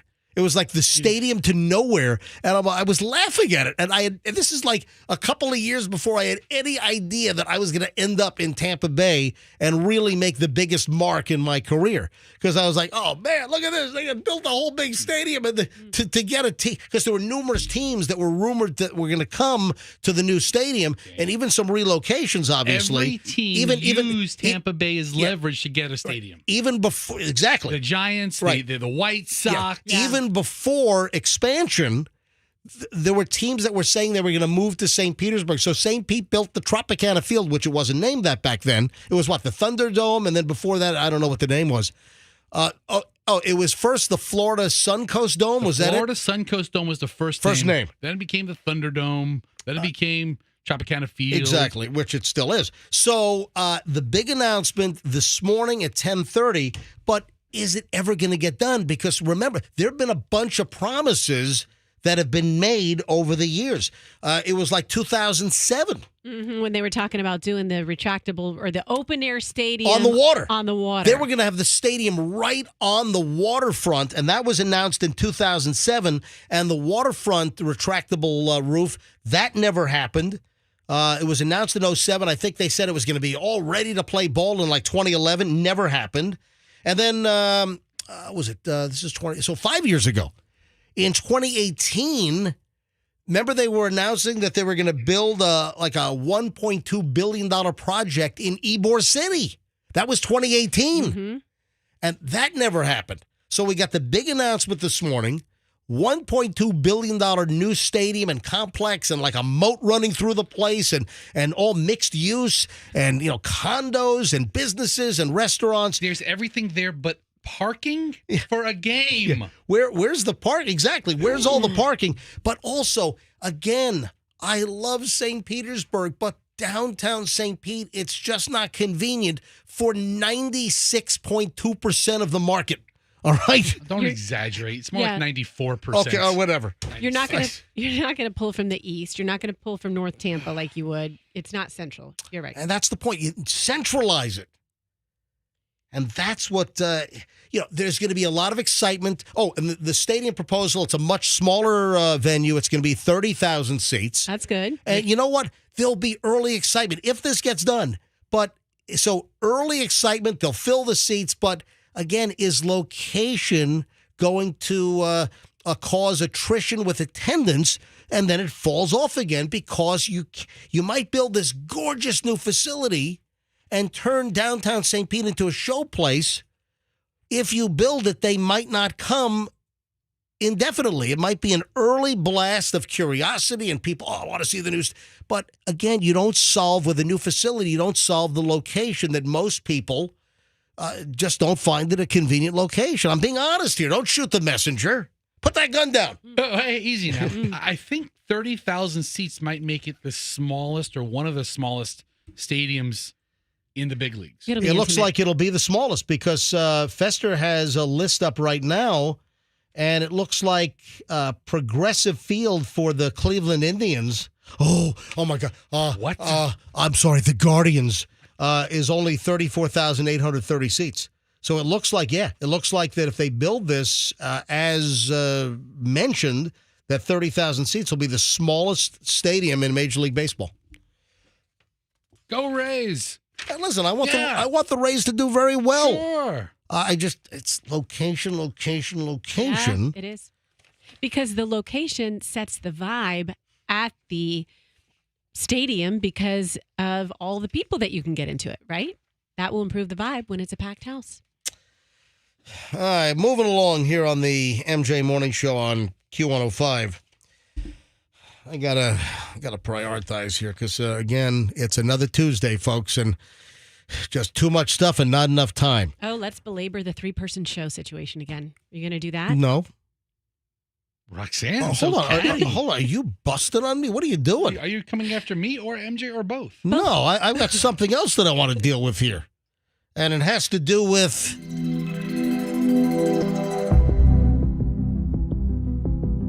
Anybody know what this is? Mysteries. Come on, guys. Come on. What music is this? Mysterious music. You have- UFOs? What? You have no idea what music this is, Roxanne? It sounds familiar. So, if it's a show, and I think it's the show, I think I know because of a story that's involving the show, Yeah. but I've never seen that show. Oh, I know what it is. Stranger Things. Have you seen I've never seen Stranger Things. Oh, my but Fester God. just I've not seen one episode, but I saw why it's in the news today, Yes. and I think that's amazing. So, Fester and Roxanne, breaking news on the MJ Morning Show that both of you guys have never seen Stranger Things? Nope. Yeah. Now, I watched season 1. I thought season 1 was really good. My kids got me hooked on it. So, our kids were watching Stranger Things, Chloe and Julian, and this was, years ago already, and they got Michelle and I to watch Stranger Things. And we kind of binged it, got through it pretty quickly, season 1. And I thought after season 1, it just got old and repetitive and goofy. And I think I saw, the dude that plays the sheriff, David Harbour, I think his name is. I saw where he recently said, yeah, it's time for this thing to go. And I watched the last season. And I was like, oh, my God, I wanted to be eaten by an alien while I was watching the damn thing. But today we're bringing it up for a good reason. No, but this is the reason why I'm playing the Stranger Things music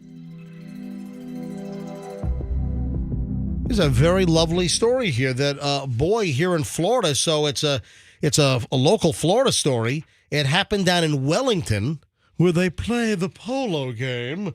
On the horses. That's how they say it, too. In Wellington, the polo grounds in Wellington.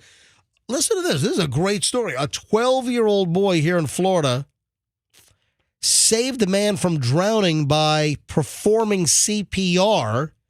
NBC Channel, WPTV Channel 5, they reported that Austin McMillan, 12 years old of Wellington, was practicing with behavioral therapist Jason Piquette to see how long they could hold their breath underwater in a pool.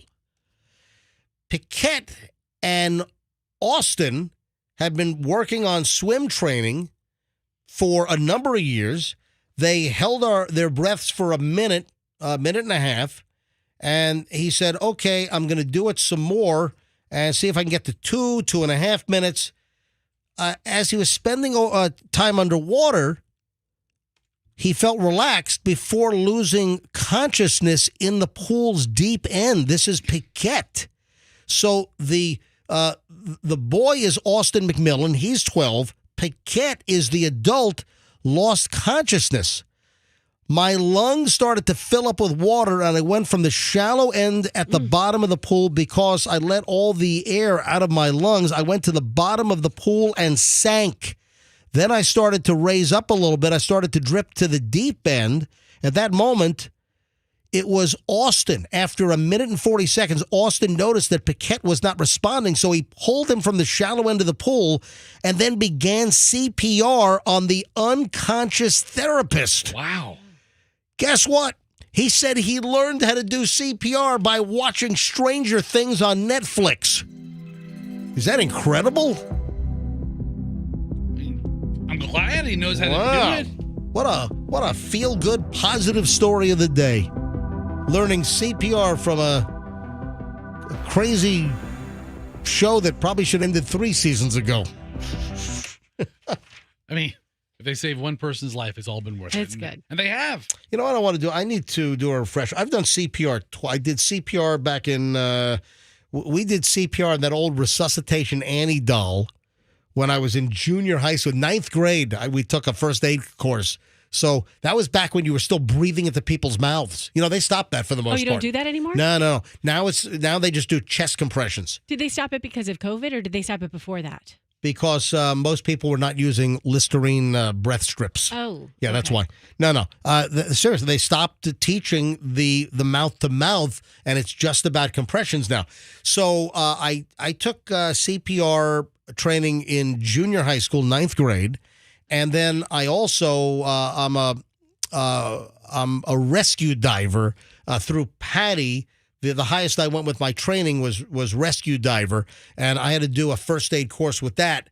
So this goes back a while, though. So 1995, I think I did my rescue diver training for scuba, and I had to do CPR back then, and we were still learning breaths and compressions. So you know what I need to do? This story's going to light a little fire under my butt. I need to go find a new course to take. I want to do a CPR refresher course. Why don't we do it as a group? Why don't we do the MJ Morning Show CPR class? Well, because I don't like to spend much personal time with you guys. Why don't we do it on air? I'll tell you why, because Fester's the kind of person that if Fester saw somebody collapsed on the ground, he would just say, I'm running late, I got to go. First of all, I know a person of my size. Or Fester would steal their gold Rolex off their wrist. Probably would. Hey, listen, that's what happened to Tony Soprano. That was a crazy story. When James Gandolfini, when he had a heart attack in a Rome hotel room, one of the paramedics that showed up ripped off like an expensive watch. I can't remember whether it was I think it was like a $10,000, $12,000, $15,000 Rolex, $20,000 Rolex that was ripped off Tony Soprano's wrist. That's a mobster way to go out. Yeah, I'm telling you. You get boosted, you're dead on the floor of a bathroom, some cold Italian marble, and the rescue squad guy that comes to try to save you rips off your gold watch. Festa, do you know how to search stuff? Yeah, I'm looking at the Wikipedia of his death. Yeah, but just search James Gandolfini's watch stolen. Okay. I'll do that next. Hey, guys, I'm getting a lot of messages. What's that? There's a company out there that will come to our office and train us. Well, let's do it. Let's do it. I think it's a great idea. I always imagine what would I do in that situation. Well, listen, that I've never been trained, but I would do the Saturday Night Live thing, staying alive, or not Saturday Night Live. Saturday Night Fever. Yeah. Staying alive, alive. Because that's the proper beats per minute to perform CPR, to do chest compressions. Gandolfini, who died in 2013, over 10 years ago, in Italy. It was only a crummy $3,000. No, it was not. No, there's. I don't think so. This story says New York Daily News, $3,000 Rolex. I thought it was more expensive than that.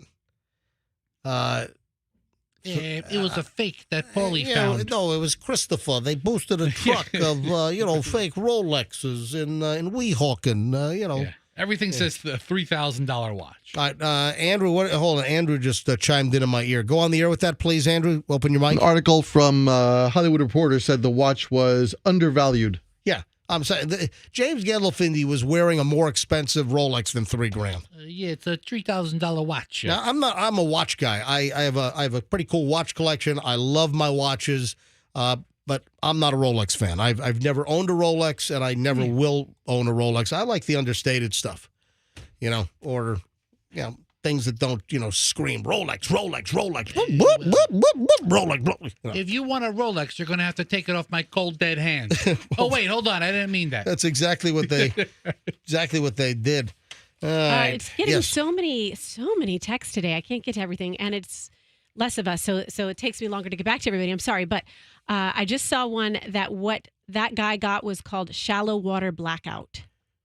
What the story that we just talked about. The therapist in the pool with the 12-year-old that ended up saving him with CPR. That was called shallow water blackout. And also someone said that the resuscitation lesson that he just took to recertify, they did breath work. They did the breathing in the mouth. Yes. Yeah, because I've heard recently that they're teaching just compressions. Well, that's why I want to get recertified. I want to get retrained. I want to take CPR for the third time in my life to make sure I know what the hell I'm doing. Hey, Roxanne, are you a bad mom? You ask me this at least every other day. And I tell you the same answer all the time. I'm not perfect, but I try really hard to not be a bad mom. Now, listen, I'm not targeting you. I'm not trying to blow you up over there. I'm the only mom in the room. Yeah, well, you're the only female. You're the only mother in the room. Well, some people might call me a mother. You know, we're different kinds of mothers. I've been called mother before, but two syllable. For the sake of this conversation, you're the only mother in the room. And the reason why I bring this up is there's a poll out, and I've got the results on how many times a year the average mother feels like a bad mother. So I would say, how many times a year? Hold on to this. Folks, I'm going to get to this right after the break. All right, so this is a little teaser. How many times a year does the average mother believe that they're a bad mother? Fessy, you still have your bad mother wallet? I still have the bad, mother bleeper, like out of Pulp Fiction. Yeah, baby, I still have it. Hold on. When we get back, we're going to address how many times a year the average mother thinks that they're a bad mother. So stand by. We'll get to that next here on the MJ Morning Show on Q105. I implore you to stand by because that's just one of many things that's coming up momentarily here on the MJ Morning Show. Next. Don't move. We're minutes away.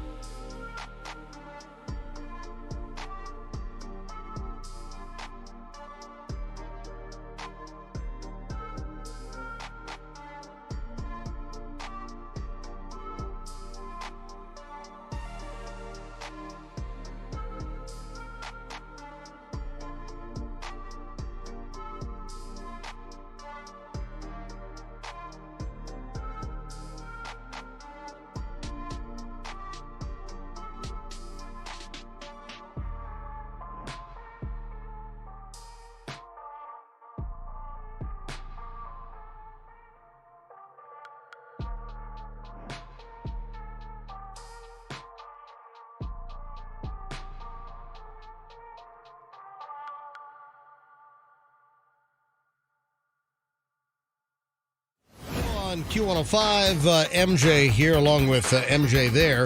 8:58, 2 minutes before we start the 9 o'clock hour. And hey, good news is over 20 minutes of nonstop MJ right now here on the MJ Morning Show. Now, I was going to ask Roxanne how many times a year she considers herself a bad mother, but she's not in the studio right now. So right now she's a bad co-host. She's a bad morning show member because we're back on the air and there's no sign of Roxanne. Can you see if she's tracking down the hall? Can you? Hold on. Yeah, can you tell her we're back on the? Oh, here she is. All right. Here we go. Yeah, welcome back. Thank you. What are we doing here again? So the number one item I'm teasing, you're not back. 'Cause what were you doing? Why are you wearing a prison jumpsuit today? Seriously, I just noticed this when you're walking in the room. Yeah. Stand up. Why are you? Because I got so much. Stand up. Roxanne is wearing the chicest prison jumpsuit. Do you want me to go over to Froggy's camera? It's either a prison jumpsuit or those like Hare Krishna. The Hare Krishna go over to Froggy's It's a very microphone and flouncy. It's a dress, right? Roxanne's walking over because yesterday she wore that blousy blueberry colored pirate outfit. And now, can you see? Do I need to move monitors around? We may need to. Yeah. I don't know.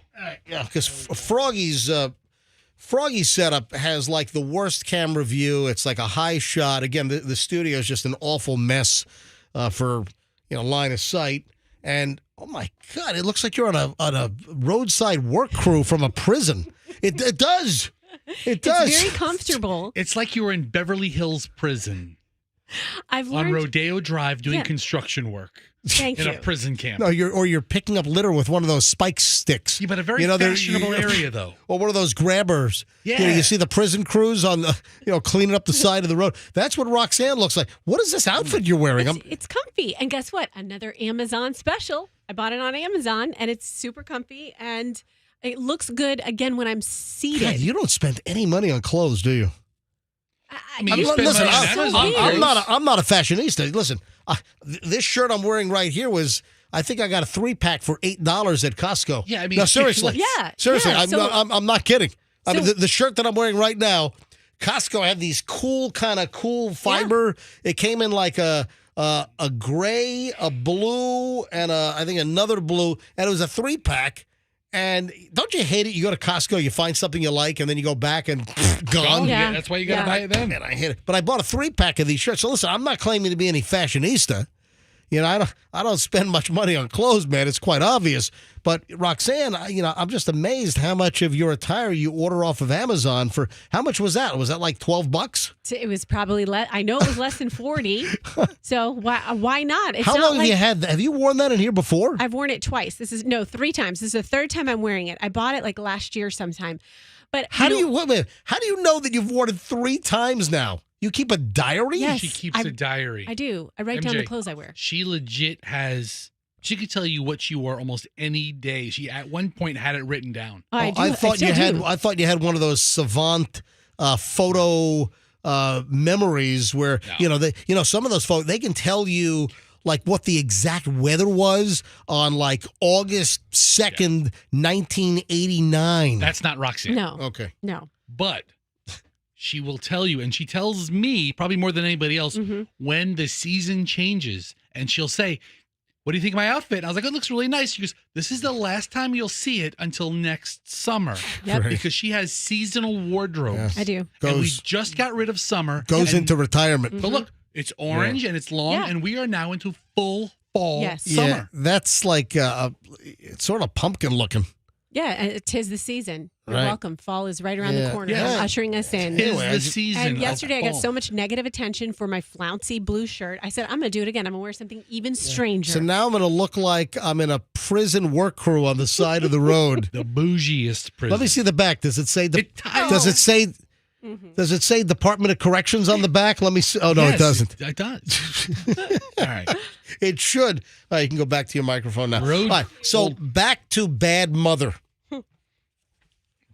How many times a year do you think that you're a bad mother? Because there are numbers here. There was a survey done, and on average, the average mom feels like a bad mom feels that way how many times a year? Well, do you want me to go through my litany of bad mom experiences? I don't. Well, we don't have enough time, I don't think. So I feel like a bad mom this morning when I woke up and I saw the kids and they said, "Mommy, hug me before you leave." I'm like, "No, I'm leaving for my vanity job. I have to go." No, I took the time to hug them. I feel bad every time I see. Yeah, Doug you sent us a text this morning. Yeah, I did. Roxanne sends us a text this morning. Guys, I might be a minute late because my daughters asked for 1,000,000 hugs before you left for work. Yes. All right, so wait a minute. How many hugs do you have to give them before they think that it's 1,000,000 hugs that you've given them? Okay, so Daviana woke up and she came running, screaming through the house, hugged me. I hugged her then. I tucked her But do back they in bed. demand, I want 1,000,000 hugs? No, we say that to each other. I say 1,000,000 hugs will never be enough. 1,000,000 hugs a day will never be enough. Oh, okay. And then, creating that, what is it called? Codependency. And then How about 1,000,000 slugs? Yes. Not punches. We're talking about literal slugs. 1,000,000 slugs. You'll end up investigated by Department of Children and Families. It's got 1,000,000 slugs in my house. MJ, this is such a newfangled woke mom article. Can I tell you, I don't think my mother thought she was a bad mom once. I bet you're right. Yeah. See, you know what else makes you feel like a bad mom? Your phone, because you'll look at your phone and your kid will be like, "Pay attention to me. Pay attention to me. I was talking to you, Mom." And I try to be pretty good with my phone. I feel bad when I yell at Doug. I feel bad about that in front of the kids. All right, we're not therapy now. All right, let's get through the story. We're not your therapist. I don't need all your therapy stuff. Exactly. Easy. All right, let's get through the story. How many times a year do you feel like a bad mom? I need a number. I just told you. 500? I'm very hypercritical. Again, give me the number again in here. 365. I can find something You wrong. think you're a bad mother every single freaking day of the year? I don't think I'm a bad mother collectively, but I My have a God, moment where they need to extract your kids out of your house right now. Okay, the answer is I feel like a good mom 365 days of the year and also a bad mom during come the on. day. You can't walk the fence I'm like not that. walking the Yes, you fence. It's the are. truth. MJ, I think it's such a fickle thing. I mean, listen, do I think I'm a bad dad? No. Are there things I could have done a little better? I mean, I probably could have smacked him around a little more, but yeah. Especially that Hudson kid. He's getting really lippy with me. Oh, he is? Oh, boy. No, I bet he is. He's It's good 6. for him. He's 7 Okay, tomorrow. I'm sorry. Tomorrow. Well, hey, I'm right. He's still He's 6. 6 years old, so tomorrow we'll have the little 7 birthday years old. Hey, do you guys tell your kids lies? Fester, you lie to your kids a lot? I lie to my kids all the time. I lie to my kids all the time. And it's just harmless things, but it's like, no, honey, we can't go to the Thai restaurant because it's closed every Tuesday. And then I hear them repeat the lies to people as if it's the truth. Like, oh, don't try that restaurant on Tuesday. It's closed. And then you realize everything you say matters to them. And I'm like, I gotta, pull back on those Forget lies. your little bougie Thai restaurant. My kid wants to go to the public library to read. And I'm like, yeah, library's closed. I don't know what's going on. They're exterminating. They got bugs. Let's go. Play with your phone. Hey, someone just texted me, there's no excuse for being late to work. Walking in after the show starts is completely disrespectful. Well, no one respects me and stays here till 3 p.m. So, including you. Yeah. So I did. here's the Jesse, number. you're not here. 2,000 moms surveyed, and on average, moms feel like a bad mom 156 times a year. That's probably Yeah, right. probably right. So a little less than half the year. How many times do you think your mother was walking around thinking she was doing a bad job? My mom once beat me with a hairbrush. Yeah, right? Did I ever tell that story? I mean, no, but it doesn't surprise me. My mom, listen, I had a pretty good mom, but we would push her and every once in a while my mom would snap, and I might have been 6, 7 years old, and I got beaten with a plastic hairbrush. That was heavy. She thought she was doing it perfectly. I can't remember exactly what I did, but I must have been really, really obnoxious to get my generally sweet and caring mother to beat me with a hairbrush. True story. I'd call her up right now, but my parents, my mom is going to be 79, I think. My dad is going to be 81, and my parents, they sleep till noon now. They miss the whole Price is Right power hour. You know? That's how you know you're old. Oh, man. I don't know what it is. They're up until like 4 in the morning. They don't get up till noon. What is that all about? Anyway, that's the bad mommy. Hey, you want to hear about a bad mother? I got a story about bad mothers. Listen to this. What is it? 2 women, and what a shocker, here in Florida. 2 women accused of drunkenly tossing a baby back and forth like a toy doll outside of a bar over in Daytona. Oh, man. Brianna LaFoe, 19, and Sierra Newell were arrested about 1 a.m. last Thursday. Police in Daytona Beach responded to the Coyote Ugly Saloon on Seabreeze Boulevard. A witness shot video of the incident told police that the two drunk off their ass women were throwing the child and flipping him upside down and outside of Coyote Ugly. They tossed the baby back and forth like a toy over a distance of about 4 feet. What the hell? I need to see the video. This is unbelievable. Newell, who was on crutches, so one of them on crutches, threatened to hit bystanders who's pleaded with her to stop throwing the baby around. First of all, what the heck was a little baby doing out at 1 o'clock in the morning last Thursday in Daytona in front of the Coyote Ugly Saloon? That's bad mom issue number 1. This is nuts. You want to talk about ugly? I have a picture of both of their mugshots, by the way. Yeah. Ooh. They could have named that bar Brianna Ugly. Sierra Ugly. Sierra and Brianna. But can you imagine they're tossing a baby around at 1 o'clock in the morning? While clutching the baby, Newell walked up to the person recording her and allegedly struck that person. So she actually hit the individual that was recording this on the camera phone. Then she put the baby upside down. It was like, hold up, this is going way too far, said Rashid, who witnessed this. LaFoe, so we have these two individuals. We've got Brianna LaFoe and Sierra Newell. And then we have the eyewitnesses, Jahada Rashid. Yeah, that seems like the sane person in all of this. Yeah, hello. Good job, Jahada. Yeah, stop throwing a baby around. And then struck the woman recording with an open hand. Yeah. The baby was taken to Halifax Health over in Daytona with red marks on its back. An x-ray revealed a mark on his arm could indicate a broken arm. Oh, my God. Oh, this is insane. So the document from the local law enforcement agency was redacted, and it didn't reveal who the baby actually belonged to. But Newell's mother was at the scene during the incident, and Department of Children and Families, DCF here in Florida, they're going to investigate further. Is that not nuts? They were charged with felony child abuse.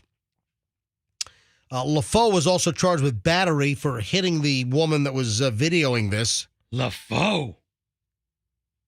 How dare you? What a mess. And, of course, it's a Florida bad mom story. See, Roxanne? Not a LaFriend. That's a LaFoe. Listen, you look at what a good mom you are. You're not out at 1 a.m. tossing the kids around at a bar. I barely use Twitter anymore. It's X, buddy. Yeah, so now it's called X, but, still people call it Twitter. I just don't use the platform much. I'm not an Elon Musk fan. Like, I'll never buy a Tesla. I think the guy's an erratic wacko, and I don't have any use for Elon Musk. Well, now he could be getting me to use X, formerly Twitter, even less, because there are rumblings that now he wants to charge every single user to use Twitter. So he's already run off a lot of users. Ad revenue is down by over 50%. The platform, by his own admission, could go bankrupt, that it could be a massive failure. Elon Musk is saying that he might have blown $44 billion. Can you imagine that? And he's still the richest guy in the world, according to the calculations. According to the calculations, he is. Yeah. So now he's making rumblings of charging everybody. Now, I barely use Twitter, now X anyway, but if he were to charge, that's it. I would completely walk away. I'm not giving him a dime. Being not a slave to Twitter, it actually feels good. I've kind of replaced it with Instagram, but really one drug for another. But here's the deal: is that Twitter became a big sniping cesspool, And I don't miss that at all. Instagram, I just get to put good, fun pictures and videos and just odd things up, and no politics, none of the vitriol. Anyone that tries to engage on my Twitter and comments, with I ignore or I just erase it. I don't want that on my Instagram feed. So, if you haven't checked out my Instagram, check it out. It's Certified MJ Radio. That's Certified MJ Radio. If you like what you see, give me a follow. I mean, a lot of interesting stuff pops up. You never know what's going to pop up. Like my broken airplane landing at Tampa on Sunday morning. Or me taking Michelle on her birthday on Saturday to the corner of Laskin Road and First Colonial Road in Virginia Beach to the BP station where I was shanked with an ice pick back in the spring of '89. Yeah, you really know how to celebrate a birthday. So Happy birthday, honey. And I shot a video of me on Michelle's birthday taking her on a tour to where I got stabbed with an ice pick. So if you want to see that video, it's on my Instagram, Certified MJ Radio. Yeah, but if Elon Musk ends up charging all Twitter users, like right now, remember he launched Twitter Blue? They took away my verified check mark, which I had bestowed upon me just out of nowhere in 2011. I was certified on Twitter. It used to mean something. It means nothing to be verified. Yeah. Now, because anyone can pay $8.99 a month and get a blue check mark. I don't need that. Also, Instagram started selling blue check marks. I said, I don't need that. I'm not paying to get a blue, because when you start letting anyone get a blue verified check mark, it totally devalues it. What's the purpose? So if Elon Musk wants to charge all users for Twitter or X, then I'm done. I will just walk away, deactivate. I barely use it now anyway. I haven't even checked Twitter in 2 weeks probably. No, me neither. For my my Twitter feed. So, all right. Feel better? What? I said, do you feel better? What? Do you think I vented? Yeah. I mean, you did Kinda get to did. call the richest man in the world a whack job. You did talk about his pointless platform. Yeah. All right. Hey, are you following some of these high-profile cyber attacks? Yeah, in Vegas. Well, it's The not just casinos. Vegas. I'm going to start with something else first. Okay. Clorox. What? The bleach people? Clorox has been hacked, and there might be a supply shortage. This is crazy. Isn't Clorox like one of those huge companies that have of course they're a huge company, but they have they do a bunch of things you wouldn't think they do? Why don't you do a full report for me and tell me all the things that Clorox does that I don't know about? I don't care that much. What do you think? They own daycare centers? I think they might. Well, here's the deal. Clorox products might be in short supply because they've been subjected to a cyber attack. Yeah, Clorox is having wide-scale disruptions of their operations, and it's getting in the way of manufacturing all of their cleaning products. Yeah, Clorox put out a statement yesterday that some of its products are now in short supply. It struggled to meet customer demand because there's a big disruption. Now, Clorox did not actually say which of their products were affected, but the company revealed in a statement in a regulatory filing for the SEC that there was unauthorized activity in their computer and IT systems last month in August. And they immediately went into gear to try to thwart the attack. So they reduced operations. So I guess they must have shut down all kinds of systems to try to stop whatever malware or virus or whatever was spreading through their system. So they shut things down, and they had to shut facilities and plants down, I guess, to try to isolate and stop some kind of malignant growth of whatever was attacking their computer systems. All right, so Clorox is, like I guessed, much more than just bleach. Oh, yeah. You have a lot of cleaning products like Formula 409 and stuff like that, but they also have Hidden Valley. Hold on. Clorox owns Hidden Valley Ranch? They own Casey Masterpiece. There's a Hidden Valley Ranch party in my mouth. There's a Hidden Valley Ranch party in my mouth. So, Casey Masterpiece barbecue sauce. They own Kingsford. Oh, man, they need Clorox-flavored KC Masterpiece barbecue sauce. Or Clorox-flavored Hidden Valley Ranch. Oh, man. Matchlight. Oh, they own a lot of Pine Sol. Yeah, but those are cleaning products. So it seems I like the weird stuff. Well, oh, look. ABC suppositories. Wow. No, I'm kidding. Yeah, so it's mostly cleaning products and like sauces. So they have not been able to get their manufacturing plants back up to speed. So there could be a Clorox shortage of a bunch of their products. So they were cyber attacked. And then the other one that Roxanne thought I was going to start with is MGM, the casino organization. They're allegedly losing up to $8.5 million a day because they are like limping along. MGM has been cyber. Let me tell you right now that we need to readdress cyber attacks, and we need to readdress all cyber attacks as a national security threat punishable by death. And let me tell you what, a lot of these attacks come from overseas. And I'm sorry, when they attack the United States and companies in this country, that ought to be considered an act of war, and we ought to blow their asses off with cruise missiles. Yeah, I don't care. Listen, fire missiles into a sovereign country. If you can find the computer hackers that are hacking into U.S. companies with all these cyber crimes, take them out, or maybe do it the Mossad way. Maybe you just sneaky. You do it like the Israelis do it, where, they just come up behind you. You never know what hit you. And they're in, they're out, they're gone, boom, like a ghost. So maybe that's what we do. Maybe we need like a cyber terrorism enforcement squad, like a SEAL Team 6, like the DevGru, and drop them in behind enemy lines and just take out all of these cyber hackers. You go into, Russia, you go into China, and you send squads in and you just eliminate, you just slash the throats of these cyber attackers.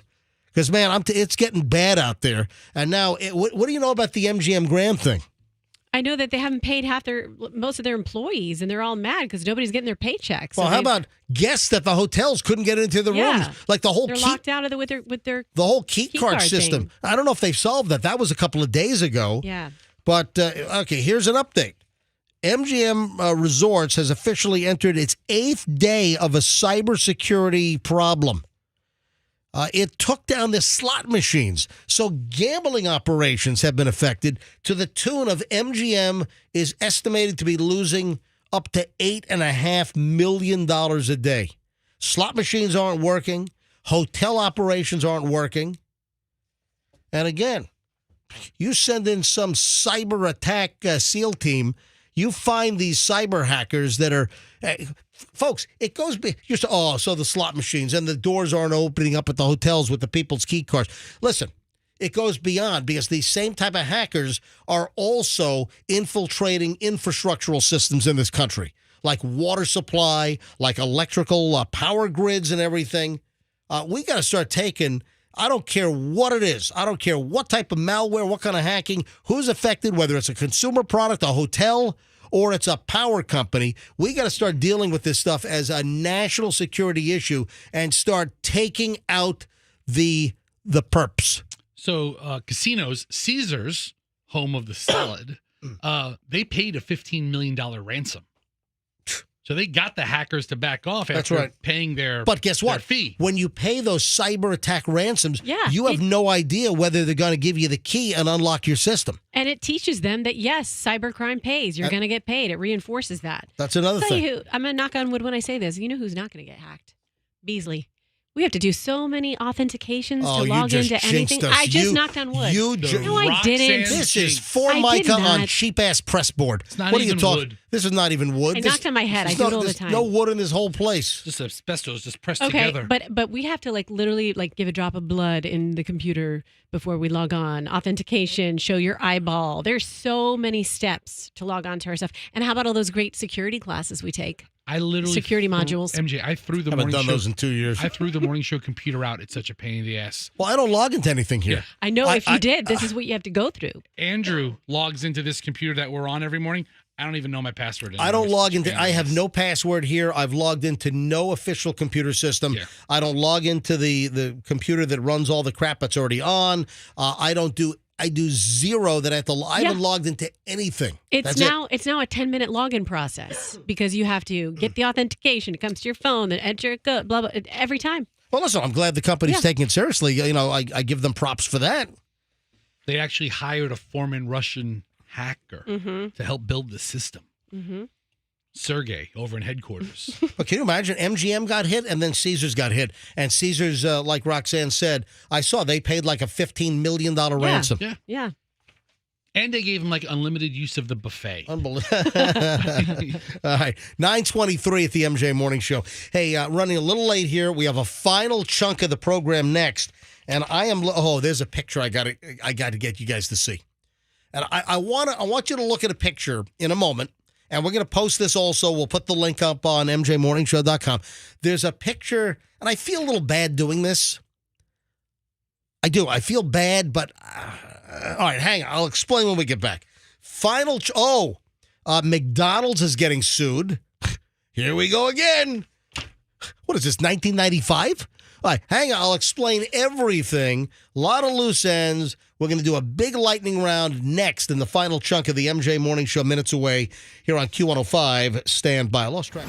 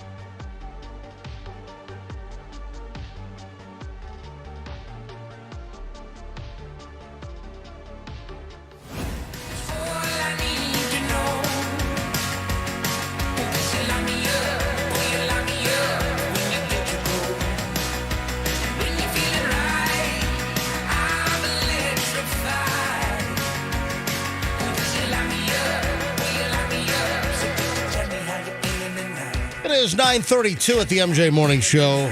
Yeah, the Bronze Radio Return as our rejoin bumper. So nice, I played it twice this morning. Why? Because the commercial ran locally during Monday Night Football last night, so I thought I'd play it a couple of times this morning. I love that. I can't get that thing out of my head. Love that thing. I was never aware of Bronze Radio Return until they started using that song in the latest Advent Health commercial. So good. Whoever picked that at the agency, whoever did the creative at the agency on it, good job. Caught my attention on that. I don't know where the hell. Where the hell this band has been.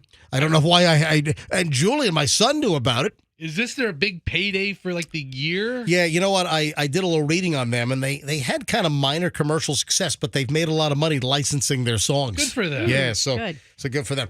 All right, I have a lot to get to in the final chunk of the MJ Morning Show. Speaking of cyber attacks and hacks and all that stuff, Mark Cuban.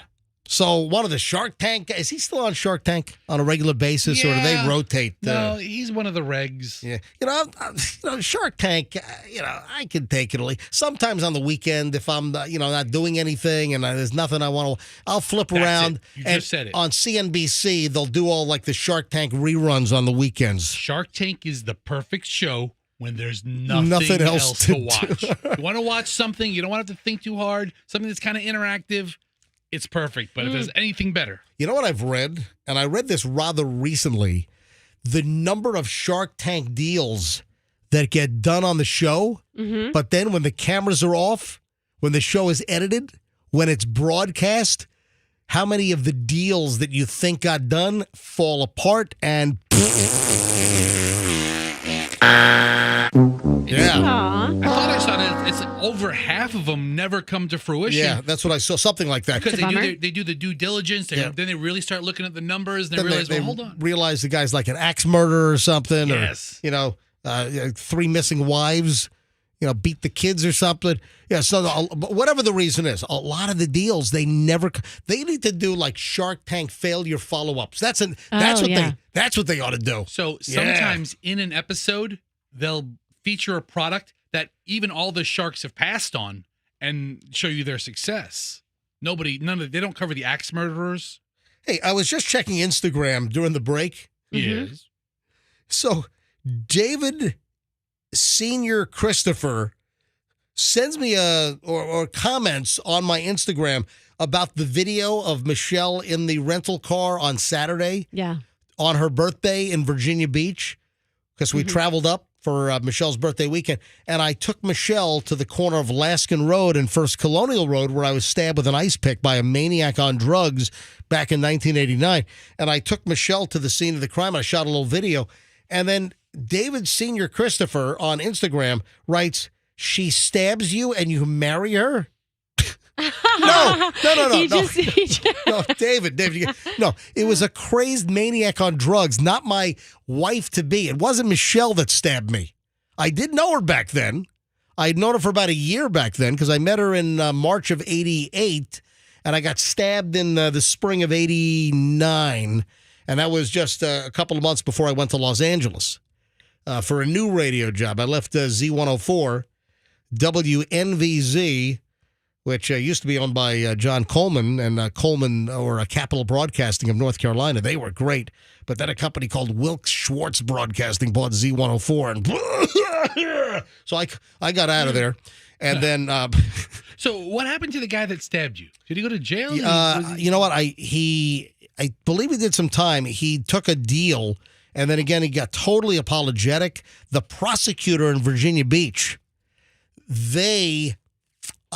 contacted me and said that the family was horrified. He was horrified that he was on drugs, and they wanted to make amends.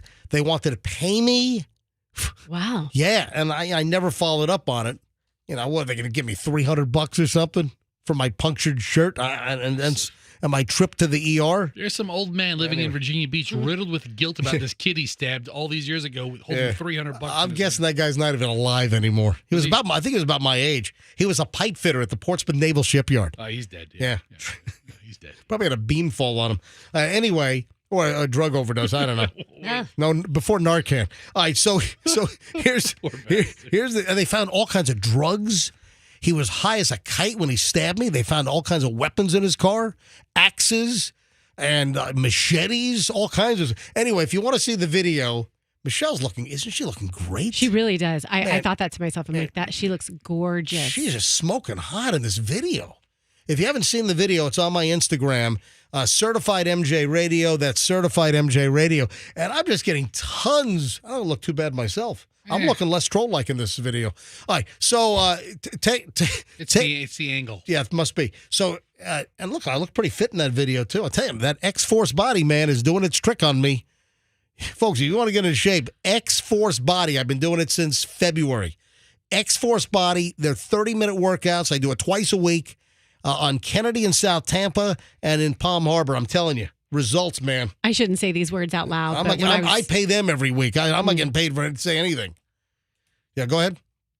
Maybe I should not say this. What? But when I was standing over there at the Froggy microphone, I looked at you and I was like, wow, he's got some guns and some shoulders and stuff like that. Yeah. I can't see them from over here. All I can see is your eyebrows. So you're staring me down?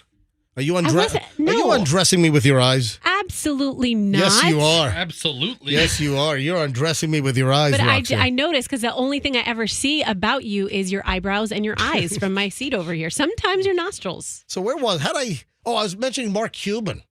Shark Tank. What about Shark Tank? Well, Mark Cuban in particular, not Shark Tank. Mark Cuban lost $870,000 in a hot wallet hack. So somebody busted into some crypto wallet he had and ripped him off for $870,000. Even Mark Cuban gets ripped off. Yeah, he just laughs it off. Yeah, Mark Cuban confirmed that, really, 870 grand to Mark Cuban is like, a couple of free dinner mints on your restaurant tab. It really is. I mean, it stinks, but big deal on Mark Cuban. Yeah, so one of his hot wallets had almost 900 grand in crypto drained out. Doesn't know what the hell happened. So independent blockchain sleuth was first to spot the hack on September 15th around 8 p.m. Universal Coordinated Time. Interesting. I just thought, here we go. Mark Cuban's been hacked. Yeah, you got to be careful with your blockchain number. That's it. All right, Fessa, bring up the picture of this guy. This is a great story. Guy stops for a sandwich and wins a $5 million Florida State Lottery scratcher. Oh, wow. Good for him. I guess it was the Monopoly game or whatever. The Monopoly Doubler. That was it. Monopoly Doubler. Guy's name's Travis Hall. This is, I guess, out in the he's from Port St. Lucie. All right, so this guy stops at a sandwich shop, picks up a scratcher. I guess he was at Publix, so he's getting, a pub sub? Yeah, you get a pub sub, then you pay for it, then they have that automated machine on the way out. And then he buys a Monopoly Doubler scratcher. Travis Hall, 44 of Port St. Lucie, won $5 million. Wow. All right. I'm not a body shamer. Much. But for Fester, maybe. Okay, hold on. All right, well, here's the deal. I'll scroll down and show me the guy's picture. All right, right there. Stop. Roxanne, have you seen this guy? The guy's very, very large. By the way, he's got a smile. He looks like a very friendly, nice guy. He's so fat he can't smile. All right, look at him. He's Listen, trying to smile, but his mouth can't lift up his cheeks. But hold on, Fester. I know you're a heavy guy. This guy's 550 pounds. All right, easily. Maybe knocking on 6. But that's not what I'm mentioning here. Well, it's partly. So the guy is a mountain of a man. He won a $5 million scratcher. Look at him. Roxanne, I need you to look at this. I am. I looked at him. All right. I need you to... What stands out? Other than the fact that the guy is just a huge dude, I think he looks jovial and friendly. They would say, like at the mall, they'd say, no, you're too heavy to play Santa, but that's beside the point. All right. So...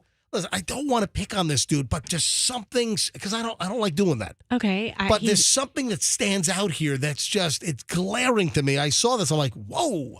He's a big guy. He's a big dude. He's in a easily, big red suit. Yep. Well, sure.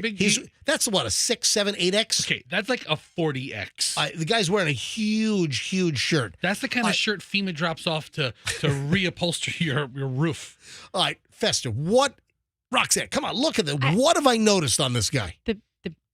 His beard? I mean, I don't know. No, you're missing the obvious. So what's written on his shirt? I couldn't read what was written on his shirt. No. All right, listen, we don't have a lot of time here.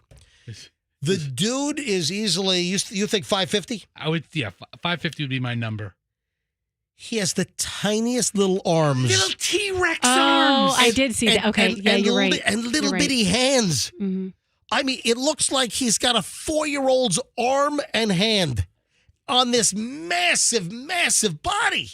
The guy's huge and just little teeny little arms. I mean, but listen, I don't want to. I feel bad, but I listen. It's my job to observe. It's just we ought to post this. Travis ought to take some of that $5 million and get himself a workout plan. Hey, do me a favor. This is from. Gray Media Group. Anyway, give Andrew, grab this story, put this link up on As Heard on the MJ Morning Show. So I want you to see this. Yeah, maybe this is put out by the lottery headquarters, this photo. We could use the photo, but look how big this guy is. But you can just grab the news story out of the panhandle. And or just put the link up. You can just link it. Don't grab the picture, just grab the link and put it up. We'll have this up shortly. As Heard on the MJ Morning Show on mjmorningshow.com. So we'll have that up momentarily. But, I mean, listen, jovial guy, really big, but his arms are tiny, little bitty little hands, almost like little Denise hands from Saturday Night Live. You're right. I mean, I'm not joking around. It's almost like, I'm trying to find here we go. It's almost like. And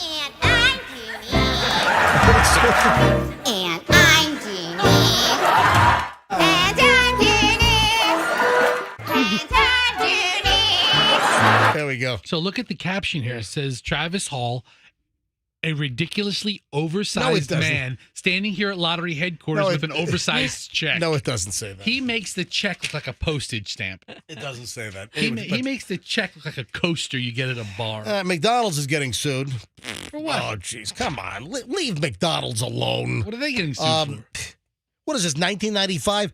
Scalding hot coffee caused third-degree burns in some lady's lap. Oh, no. Dude, Yeah. that's why we have on every cup is like contents may be hot. Yeah, here we go. According to the San Francisco Standard, the fast food giant being sued by a woman in her 80s who suffered severe burns following an incident back in June.